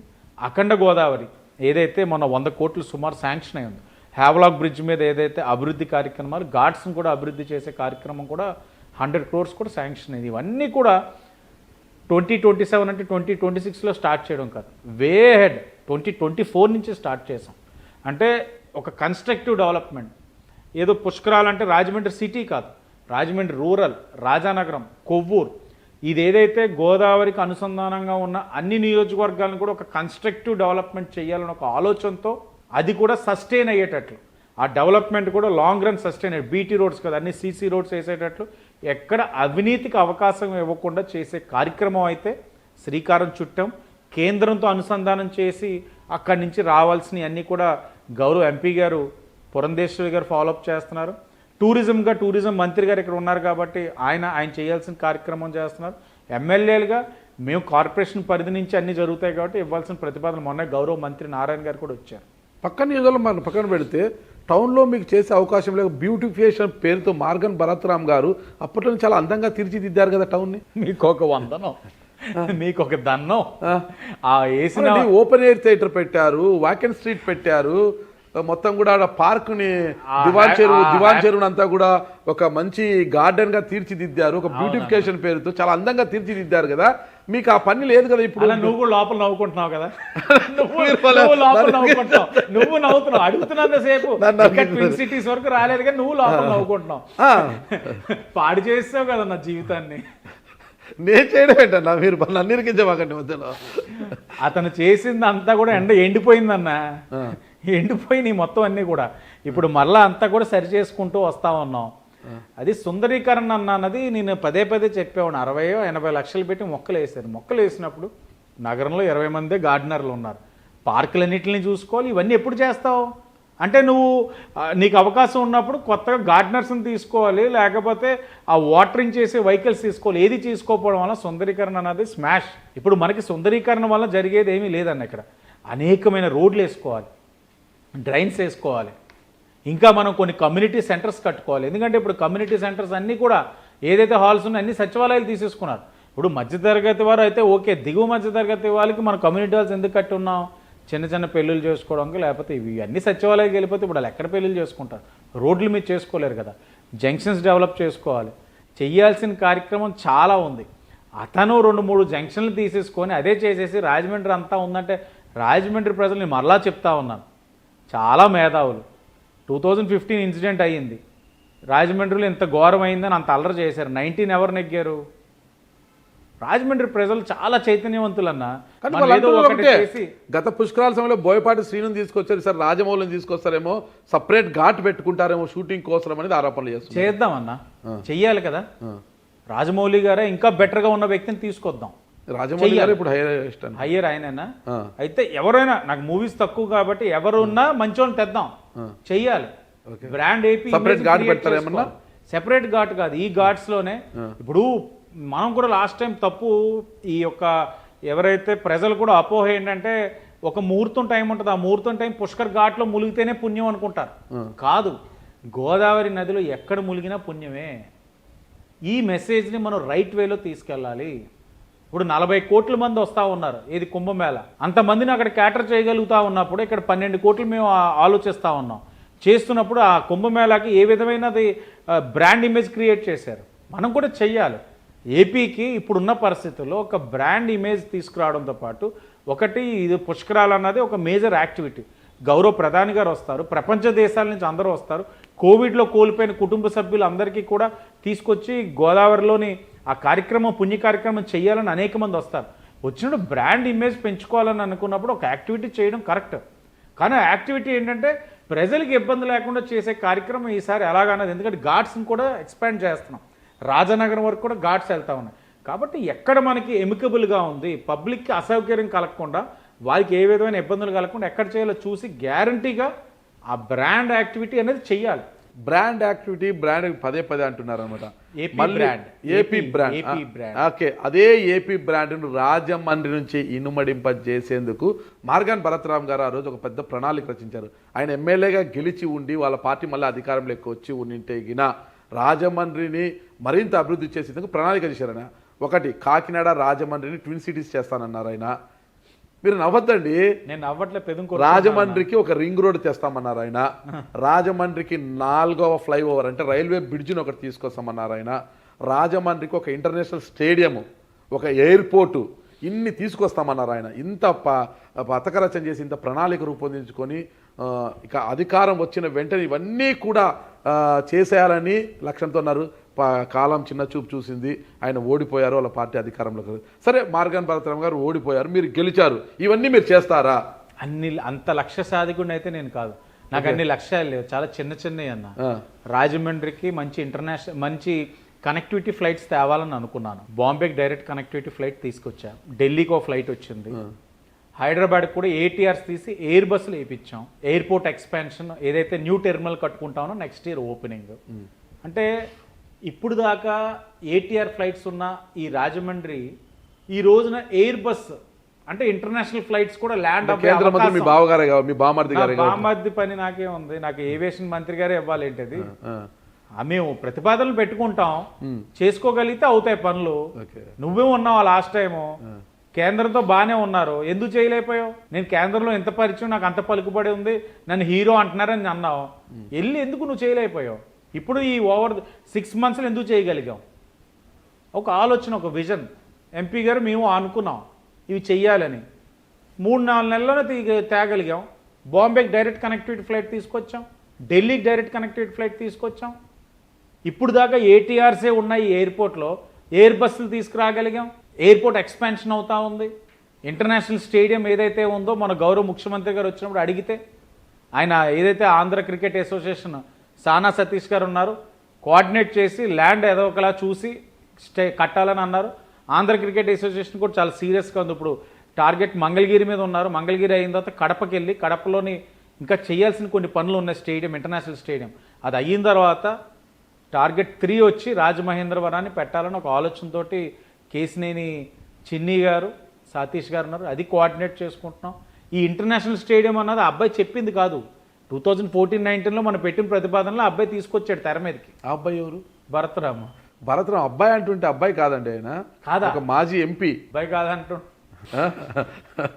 కన్నా నువ్వు బాగా జోకులేస్తున్నావు, అబ్బాయి కాదంట. అబ్బాయి నేను మరి మీరు అలా పెడతాండి, చిన్న అబ్బాయి కాదండి ఆయన, ఒక మాజీ ఎంపీ, ఆయన ఒక యువకుడు, ఓకేనా, ఒక సినీ హీరో, ఆయన ఒక సినిమా హీరో, ఆయన అబ్బాయా కాదా? ఒక యువకుడు అంటా నేను. ఆ అబ్బాయి అంటే చిన్న అమ్మాయి, ఓ మీ భాషలో అబ్బాయి అంటారేమో, అందరికీ ఒక యువకుడు, ఒక మాజీ ఎంపీ, ఒక సినిమా హీరో. నేను నాకు ఆ గౌరవం ఎప్పుడు ఉంటది ఓ మాజీ ఎంపీ, ఎందుకంటే తను వేసిన శిలాబాద్ కానీ బద్దలు కొడితే నేను తిట్టి మా వాళ్ళు. రాజమహేంద్రవరం ఒక గర్వకారణం అండి, ఆయన ఒక సినిమాలో హీరోగా కూడా చేశారు ఆయన. అవును, ఒక సినిమా చేశారు. నా దగ్గర సంపూర్ణేష్ బాబు కూడా వస్తుంటాడు, 3-4 చేశారా, 3-4 హీరో సినిమాలు చేశాడు, వస్తుంటాడు ఒకసారి సరదాగా. ఒకటి యాక్టివ్ వాసు గారు, ఈరోజు మీరు అధికారంలో ఉన్నారు, మరీ అంత కిండల్ చేయొద్దండి. ప్రతిపక్షంలో కూడా అదే మాట అనేవాడిని, అధికారం ప్రతిపక్షం అని ఇదే తీరండి. రేపు అన్నాడు దేవుడు శాసిస్తే మళ్ళీ అధికారం వస్తాం, ఏ ఇబ్బందులైనా నా తీరైతే ఇలాగే ఉంటది, నా విధానం ఇలాగే ఉంటది, ఎప్పుడైనా ఇదే. సంపూర్ణేష్ బాబుని ఆయనని మరి మీరు అన్నారు కాబట్టి చెప్పాను. ఆయన కదా సంపూర్ణేష్ బాబు, ఆయన హైట్ ఒకటేనా? సంపూర్ణేష్ బాబు ఈయన ఒకటి ఎందుకు అవుతాడండి? ఆయన గొప్ప వ్యక్తి. సంపూర్ణేష్ బాబు ఈయన ఎందుకు ఒకటి అవుతాడు? మీరు నా దగ్గర సంపూర్ణేష్ బాబు కూడా వస్తారంటున్నారే? అవును, పరిచయం అంటున్నాను. Okay okay okay. మీరు ఇందాక ఉండగానే ఈయన వచ్చారా? భద్రం. ఓకే, భద్రం వచ్చారు. ఆయన చాలా సినిమాలు నేను ఆయన కూడా మూవీలో చేసాం, ఇద్దరము. ఇద్దరు చేశారా? ఇద్దరు. ఈ కళ కూడా ఉన్నాయో అన్నోయ్. శ్రీకాకుళం షెర్లాక్ హోమ్స్ లో చేసాం ఇద్దరం కూడా. మరి భద్రం వచ్చినప్పుడు సంపూర్ణేష్ బాబు ఎందుకు రాకూడదు? వస్తాడు, వచ్చాడు. నమస్కారం అండి. ఓకే, ఈ విషయాలు మనం పక్కన పెడితే, ఎమ్మెల్యేగా టీడీపీకి చెందిన అభ్యర్థి మీరున్నారు ఇక్కడ రాజమండ్రికి, ఒక ఎంపీగా బీజేపీ నుంచి పురంధేశ్వర్ గారు ప్రాతినిధ్యం వహిస్తున్నారు. ఇక మిగిలింది చాలా కీలకమైన పదవి మేయర్. లోకల్ బాడీ ఎలక్షన్స్ జరిగితే మేయర్ పదవి మరి జనసేనకి ఇస్తారా, ఇంకో పార్టీకి ఇస్తారా? ఇక్కడేమో గన్ని కృష్ణ గారు నేనే మేయర్ అభ్యర్థినని అప్పుడు చెప్పేసుకుంటున్నాడు ఆయన. అందరూ నాకు చెప్పేశారని ఆయన చెప్పేసుకుంటాడు. మరి ఇకపోతే బొడ్డు వెంకటరమణ చౌదరి గారికి కూడా ఒక రుడా చైర్మన్ ఇచ్చేశారు ఆయన చౌదరి గారు. మిగిలింది జనసేనకి ఇక్కడ ప్రాతినిధ్యం ఇవ్వాలి. అంటే జనసేనకి ఇక్కడ మంత్రులు ఉన్నారనుకోండి, అంటే ఇక్కడ ఉన్నా కూడా ఆయన పక్క నియోజకవర్గం నుంచి పోటీ చేశారు, నిడదవోలు, కానీ ఇక్కడ ఉంటారు ఆయన. మరి ఏంటి పరిస్థితి? ఇది లోకల్ బాడీ ఎలక్షన్ అయితే త్వరగా పెట్టాలి, ఎందుకంటే బాడీ లేకపోవడం వల్ల ఒక ఎమ్మెల్యేగా అంత పరిధిలో మనం పనిచేయలేకపోతాం. అదే కార్పొరేషన్ ఉండుంటే, కార్పొరేటర్స్ ఉండుంటే ఏ వార్డులో వాళ్ళు బాధ్యత తీసుకుంటే ఇంకా ఎమ్మెల్యేగా నేను ఇంకా బెటర్ పెర్ఫామ్ చేయడానికి అవకాశం ఉంటుంది అని మీరు అంటున్నారు. అక్కడి నుంచి వస్తున్న వాదన, అంటే మీ ప్రత్యర్థుల నుంచి వస్తున్న వాదన వేరే ఉంది. స్థానిక సంస్థలు ఇప్పుడిప్పుడే జరపడానికి ఆదిరెడ్డి వాసు గారికి ఇంట్రెస్ట్ లేదు, ఎందుకంటే మేయర్ వస్తే అతని పవర్ తగ్గిపోతుంది, అతని పరిధి తగ్గిపోతుంది అనే ఉద్దేశంతో ఎన్నికలు నిర్వహించడానికి సిద్ధంగా లేరు ఆదిరెడ్డి వాసు గారు.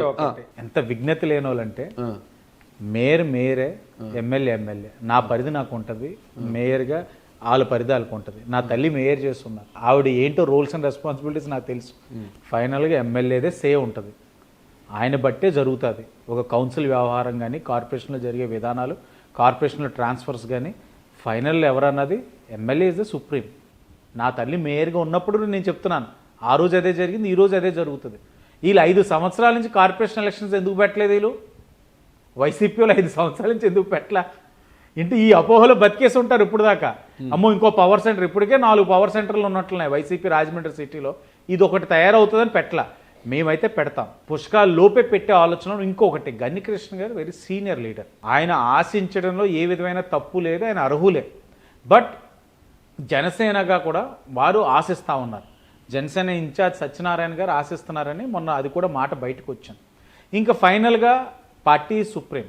ఆకుల సత్యనారాయణ గారు జనసేన ఆకులు కాదన్న, ఆయన అనుశ్రీ సత్యనారాయణ గారు అని అంటాం, అనుశ్రీ థియేటర్ నేమ్ కాబట్టి. సో ఇది ఫైనల్గా ఇంక పార్టీ సే. ఇప్పుడు చంద్రబాబు నాయుడు గారు, పవన్ కళ్యాణ్ గారి నిర్ణయం, వాళ్ళు ఎవరు నిర్ణయిస్తారో అది ఫైనల్. అది ఈ కూటమి సమీకరణ రీత్యా ఇదైతే విషయం అయితే ఇది. కాబట్టి పార్టీ ఏం చెప్తే అది చేయడం, పార్టీ విధేయులుగా మన కార్యక్రమాన్ని చేయడం. బట్ కార్పొరేషన్ అయితే అట్ ద ఎర్లియస్ట్ పెట్టించాలి, ఎందుకంటే మనకి కొన్ని ఫైనాన్స్ కమిషన్ ఫండ్స్ కూడా రావట్లా.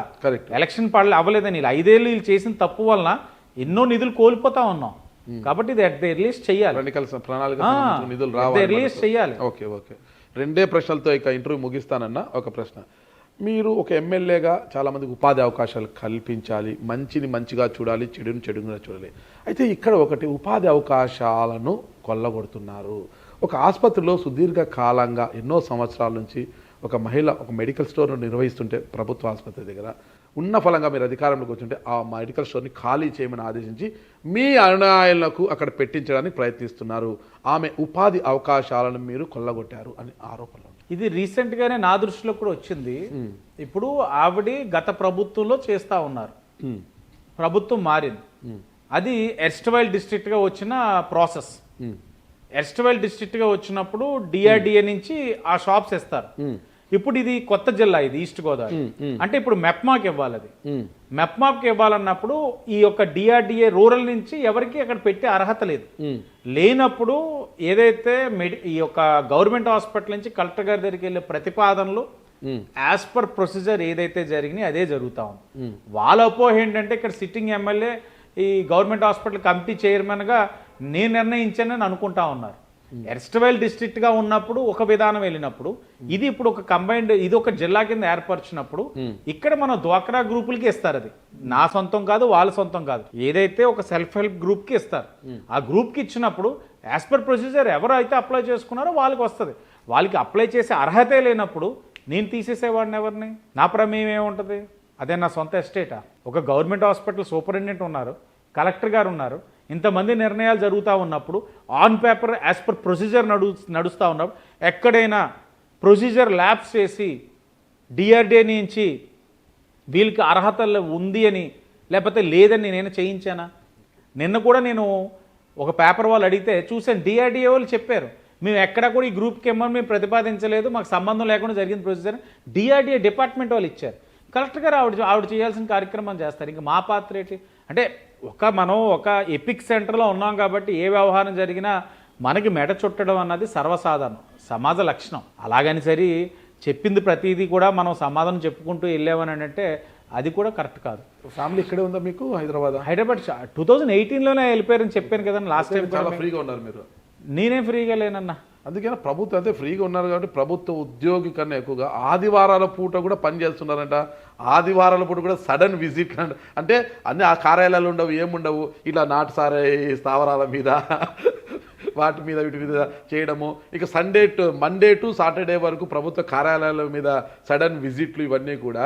ఆదివారమైనా సెలవు తీసుకుంటారా అంటే ఈయన సెలవు తీసుకునే పరిస్థితుల్లో మా వాళ్ళు అదే తిడుతున్నారు బాగా. ఎన్డీఏ కూటమి నాయకులు జనసేన వాళ్ళు అయితే అన్న నువ్వు సండే పెట్టండి ఊరుకో అని మా జనసేన ఇన్ఛార్జ్ ప్రెసిడెంట్లు చెప్తున్నారు. సిస్టమ్ ఇంకా ట్రాక్లోకి రాలేదన్న. ఇప్పుడు మనకి మార్నింగ్ 9కి రావాలి, 10కి వస్తే ఎలా? మధ్యాహ్నం 1కి వెళ్ళాలి, 12కే మీరు వెళ్ళిపోయి ఆఫీస్ లాక్ వేసేసుకుంటే ఎలా సచివాలయాలు? అన్నీ అంటే అలవాటు అయిపోయింది. 5 ఏళ్ళు ఒక విధానంలో వెళ్ళారు. ఇప్పుడు మార్చాలన్నప్పుడు ఓవర్ నైట్ అవ్వదు, ఎవరి కాల్ చేయాలి. ఒక పక్కన కమిషనర్ గారు ఆయన పని ఆయన చేస్తున్నారు, ఒక పక్కన నేను. ఇప్పుడు అర్బన్ హెల్త్ సెంటర్స్ మనం పెట్టాం. అర్బన్ హెల్త్ సెంటర్స్ ముఖ్య ఉద్దేశం ఏంటి? 9 to 4 ఏదైతే బలహీన వర్గాలు ఎక్కువ నివసిస్తున్న ప్రాంతాల్లో పెట్టి వాళ్ళకి అన్ని టెస్టులు చేస్తూ బ్లడ్ టెస్ట్ ఒక 60 వెరైటీ టెస్ట్ చేయాలి, డాక్టర్ ఉండాలి, చెక్ చేయాలి, అక్కడే వారికి మెడిసిన్ కూడా ఇవ్వాలి. సో మనకి గవర్నమెంట్ హాస్పిటల్ మీద ప్రెషర్ తగ్గాలి. 8 అర్బన్ హెల్త్ సెంటర్స్ పెట్టినా కూడా గవర్నమెంట్ హాస్పిటల్ మీద ఇంకా ప్రెషర్ ఉందంటే ఇవి పనిచేయట్లేదని అర్థమే కదా. అవి ఏంటి, ఎందుకు చేయలేకపోతా ఉన్నారు, కారణాలు ఏంటి? ఇవన్నీ మనం వాళ్ళని పిలిచి మన ఆఫీస్ తెలుసుకునేదానికన్నా మనం వెళ్తే వాస్తవాలు తెలుస్తాయి. వెళ్తే భయంకరమైన వాస్తవాలు కనబడతాం. చాలా మంచి కార్యక్రమం చేస్తున్నారు. ఫైనల్గా ఒకటే ప్రశ్న, మనం ఎన్నికలకు ముందు మనం మిమ్మల్ని ఇంటర్వ్యూ చేసినప్పుడు చాలా హామీలు ఇచ్చేసారు, అది చేస్తా ఇది చేస్తా అన్నారు. ఓపెన్ ఎయిర్ థియేటర్ని తీసేసి మళ్ళీ దాన్ని ఒక ఆడిటోరియం బ్యాక్ చేస్తాను, హ్యాపీ స్ట్రీట్ మార్చేసానన్న. హ్యాపీ స్ట్రీట్ అది ఇవన్నీ హ్యాపీ స్ట్రీట్ ఇవన్నీ మనం పక్కన పెట్టారు, చాలా చేశారు. ఈ 6 నెలల కాలంలో మీరు సాధించిన ప్రగతి ఏంటి అనేది కూడా నేను పక్కన పెట్టేసా. ఈ 6 నెలల కాలంలో ఎన్ని నిధులు తెచ్చారు, ఏం చేశారు అనేది కూడా పక్కన పెట్టేసా. ఒక్కటే మన ఇంటర్వ్యూలో నా ఎన్నికలకు ముందు నేను చేసిన ఒకటి వీడియో బాగా వైరల్ అయింది.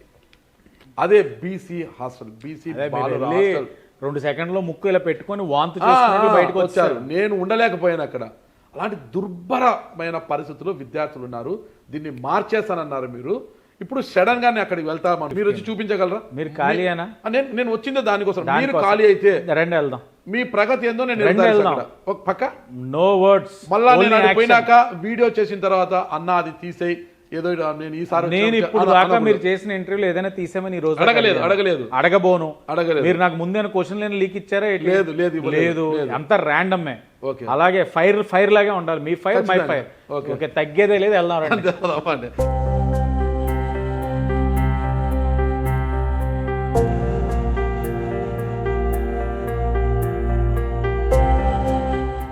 గతంలో దీని గురించి చూపించారు, చాలా వైరల్ అయింది కదా.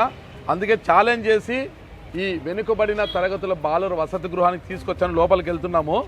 చాలా చిందరవందరగా ఉంది లాస్ట్ టైం మనం వచ్చినప్పుడు ఇక్కడ ఎలక్షన్స్ ముందు. ఇప్పుడు ఎలా ఉంది అంటే ఎమ్మెల్యే పనితీరుకు ఒక మచ్చుతునక అనమాట. ఈ 6 నెలల కాలంలో ఆయన ఏం చేశాడు అనేది ఇప్పుడే చూద్దాం. మనం ఇక్కడికి వచ్చినప్పుడు చాలా దారుణంగా ఉండింది పరిస్థితి అంతా. ఇక్కడ కాస్త సర్దుకున్నట్టుగానే కనిపిస్తుంది ఇక్కడ ఈ ప్రాంతం అంతా కూడా. లాస్ట్ టైం కుక్కలు అన్నీ ఉండేవి ఇక్కడ. లాస్ట్ టైం వచ్చినప్పుడు ఇక్కడ అంటే ప్రతిపక్షంలో ఉన్నారు. అప్పుడు వచ్చినప్పుడు ఇక్కడ అంతా కుక్కలు, పెద్ద ఎత్తున ఈగలు, కుక్కలు ఇలా చాలా చిందరవందరం ఉండేది. కూర చూద్దాం. ఓకే, పప్పు బాగా చిక్కగానే ఉంది, గట్టిగా ఉంది పప్పు.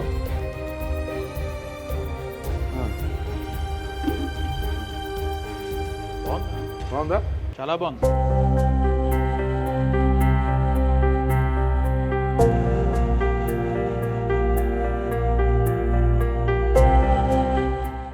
నేనైతే ప్రస్తుతానికి ఒక 80 to 90% సాటిస్ఫై అయ్యాను. లాస్ట్ టైం ఇంత దూరం రాలేకపోయాను నేను. మరుగుదొడ్డిలోకి వస్తేనే వామిటింగ్ వచ్చేసి, నాకు వాంతి వచ్చేసింది. అంటే అంత దుర్గంధ భరితం, అంత గలీజ్గా ఉన్నింది. ఉన్న ఫలంగా ఇంటర్వ్యూలో నుంచి ఒక ఛాలెంజ్ చేసి తీసుకొచ్చాను ఇక్కడికి. ఒక ఛాలెంజ్ చూద్దాం. అది చూసిన తర్వాత ఇదొకటి ఒక మచ్చుతోనక అనమాట. అంటే పనితీరు ఎలా ఉంది నిజంగా ఆయన చెప్పిన మేరకు హాస్టల్లో మంచిగా తీర్చిదిద్దారా లేదా అనడానికి కొంత చిన్న చిన్న ఉన్నాయి. ఇంకా స్టూడెంట్స్తో కూడా మాట్లాడతాం. స్టూడెంట్స్ చెప్పారు లాస్ట్ టైం మనకు వారి యొక్క ఆకలి బాధలను, ఒక క్షుద్బాధలను మనకు చెప్పారు. ఏడుపు వచ్చింది నాకైతే. ఈయన చంటి పిల్లలు పాపము ఇక్కడ ఉన్నారేమో, వాళ్ళు వెళ్దాం లోపలికి. ఏం పేరు నాన్న నీ పేరు? ముచ్చల్ సాయికరం తేజ. ఏ ఊరు నాన్న? భద్రాచలం సార్. భద్రాచలం నుంచి ఇక్కడికి వచ్చాను నాన్న. ఓకే, బాగుందా నాన్న చదువు ఇక్కడ? బాగుంది సార్. సరే, చదువు విషయం మనం పక్కన పెడితే తిండి ఎలా ఉంది నాన్న? బాగుంది సార్, బాగా ఉంది సార్ ఇక్కడ. ఎట్లా అంటే లాస్ట్ ఇయర్ వచ్చేసి చాలా బాగలేదని చెప్పారు పిల్లలు అంతా. ఇక్కడ ఇప్పుడు ఏమేమి పెడుతున్నారు నాన్న? ఈ రోజు అయితే గుడ్లు సార్, రేపు సాయంత్రం అయితే చికెన్ సార్. 3 రోజులు చికెన్ పెడతారు సార్. కడుపు నిండా పెడుతున్నారు నాన్న? తండ్రి కడుపు నిండా పెడుతున్నారు సార్. కడుపు నిండా పెడుతున్నారా? అవును సార్. నీకు ఎవరైనా చెప్పారు ఇలా మాట్లాడమని? ఎమ్మెల్యే గారు లేదా? ఎవరేం చెప్పలేదు సార్. నిజం చెప్పు. నిజం సార్. ఏం పేరు నాన్న? దీపక్ సార్. ఎక్కడి నుంచి వచ్చాను? శ్రీకృష్ణపట్నం సార్. లోపల సార్ దేవుని. Okay okay. ఎలా ఉంది ఫుడ్? ఇప్పుడు బాగానే సార్. ఇంత ముందు బాగుండేది కానీ ఇంత ముందుకి ఇప్పటికి తేడా ఏముంది? ఇప్పుడు బాగానే, ఇప్పుడు బాగా వండుతున్నారు సార్. మీరు చెప్పిన ఇంత ముందు ఎందుకు బాగాలేదు తెలుసు సార్ నాకు. ఇప్పుడు బాగానే ఉంటుంది సార్. నీ పేరేం పేరు నాన్న? సాయి. సాయి సార్. ఏ ఊరు నాన్న? కలవచల్ల. ఓకే. ఫుడ్ ఎలా ఉంది ఇక్కడ? బాగా శుభ్రంగా ఉందా? శుభ్రంగా ఉంది. లాస్ట్ టైం వచ్చినప్పుడు చాలా గలీజ్గా ఉండేది. ఇప్పుడు ఎలా ఉంది? ఇప్పుడు ఇంకా బాగుంది. ఇంకా బాగుందా? టాయిలెట్లు ఎలా ఉన్నాయమ్మా? ఇంత ముందు బాగుంది సార్. డోర్లు కట్టి కొత్తగా వేయించారు. ఇప్పుడు ఏం చేసారు? బాగుంది. హ్యాపీయా? రైట్.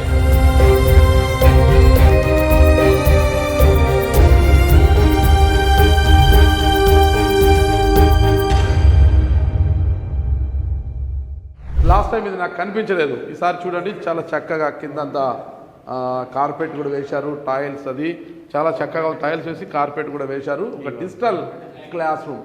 ఓకే, అంటే లాస్ట్ టైం ఎలక్షన్స్కి ముందు, ఎలక్షన్ తర్వాత 23-24 సంవత్సరంలో పరిస్థితికి 24-25 సంవత్సరంలో పరిస్థితికి చాలా తేడా కనిపి. ఇప్పుడు అంటే ఈ ప్రభుత్వం కూటమి ప్రభుత్వం వచ్చిన తర్వాత కొంత మార్పు అయితే కనిపిస్తుంది.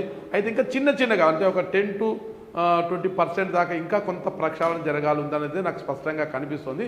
దా విషయంలో కూడా మరింత చర్యలు తీసుకుంటారు ఎమ్మెల్యే ఆదిరెడ్డి వాసు గారు తీసుకొని హాస్టల్ని అంతా కూడా ఒక దేవాలయం లాగా తీర్చిదిద్దారనుకుంటాము. ఓవరాల్గా ఎన్ని విమర్శలు వచ్చినా ఏమి చేసినా ఒక చిన్న మచ్చుతునకలాగా ఇది మనకు ఒక ఛాలెంజింగ్ లాగా తీసుకొచ్చాము. గతంలో ఉన్న బీసీ హాస్టల్కి దీనికి ఉన్న తేడాను చూస్తే తెలుస్తుంది. పనితీరులో మార్పు వచ్చిందనేసి. అయితే మరింత మార్పు తెచ్చుకొని ఒక్క బీసీ హాస్టల్నే కాదు, రాజమహేంద్రవరాన్ని ఒక సుందర నగరంగా తీర్చిదిద్దుతారని ఎమ్మెల్యే గారు తీర్చిదిద్దరు మనం కోరుకుంటున్నాము. అదే ఆశిద్దాం. అయితే మళ్ళీ ఒక 6 నెలల తర్వాత మళ్ళీ నేను రాజమండ్రిని విజిట్ చేస్తాను. అప్పుడు ఎమ్మెల్యే గారి పనితీరు ఎలా ఉంది, ఏం కథ అనేది కూడా మీకు తెలియజేస్తాను. ఓకేనా? చాలా చక్కగా ఉంది. అంటే పిల్లల బాధ లాస్ట్ టైం మీరు చూశారు. అంటే మీరు ఒక పవర్ కోసము ఇలా మాట్లాడుతున్నారేమో, అంటే మీరు అధికారంలోకి రావాలి, ఎమ్మెల్యేగా గెలవాలి కాబట్టి అప్పుడు లేనిపోని బాధ మీరు నటించారేమో అనుకున్నాను. నాకు ఆ వీడియో కూడా చాలా వైరల్ అయింది. ఇప్పుడు మీతో వచ్చిన తర్వాత చూస్తుంది మీ పనితీరు కాస్త దీనికి అద్దం పడుతోంది. అంటే ఒక్క బీసీ హాస్టలే కాదన్న, చాలా సుందరీకరించారు దీన్ని. ఒక రాజమహేంద్రవరం అనే నగరాన్ని కూడా ఇదే విధంగా తీర్చిదిద్ది ఒక మలినం లేని నగరంగా తీర్చిదిద్దుతారని కోరుకుంటానన్నా. సాధిస్తారా ఖచ్చితంగా? తప్పకుండా నేను మళ్ళీ 6 నెలలకు వస్తానన్నా. Please welcome any time. Okay okay, వచ్చినప్పుడు చెప్పకుండా రండి, ఇలాగ వచ్చినట్లు ఇక్కడ ఏదైతే చెప్పకుండా వచ్చాం అలాగే సడన్ గా వెళ్దాం. ఓకే అన్న, అప్పుడే తెలుస్తాయి మీకు. ఓకే అన్న, విష్ గుడ్ లక్ అన్న. థ్యాంక్ యూ అన్న. నమస్తే. Okay right.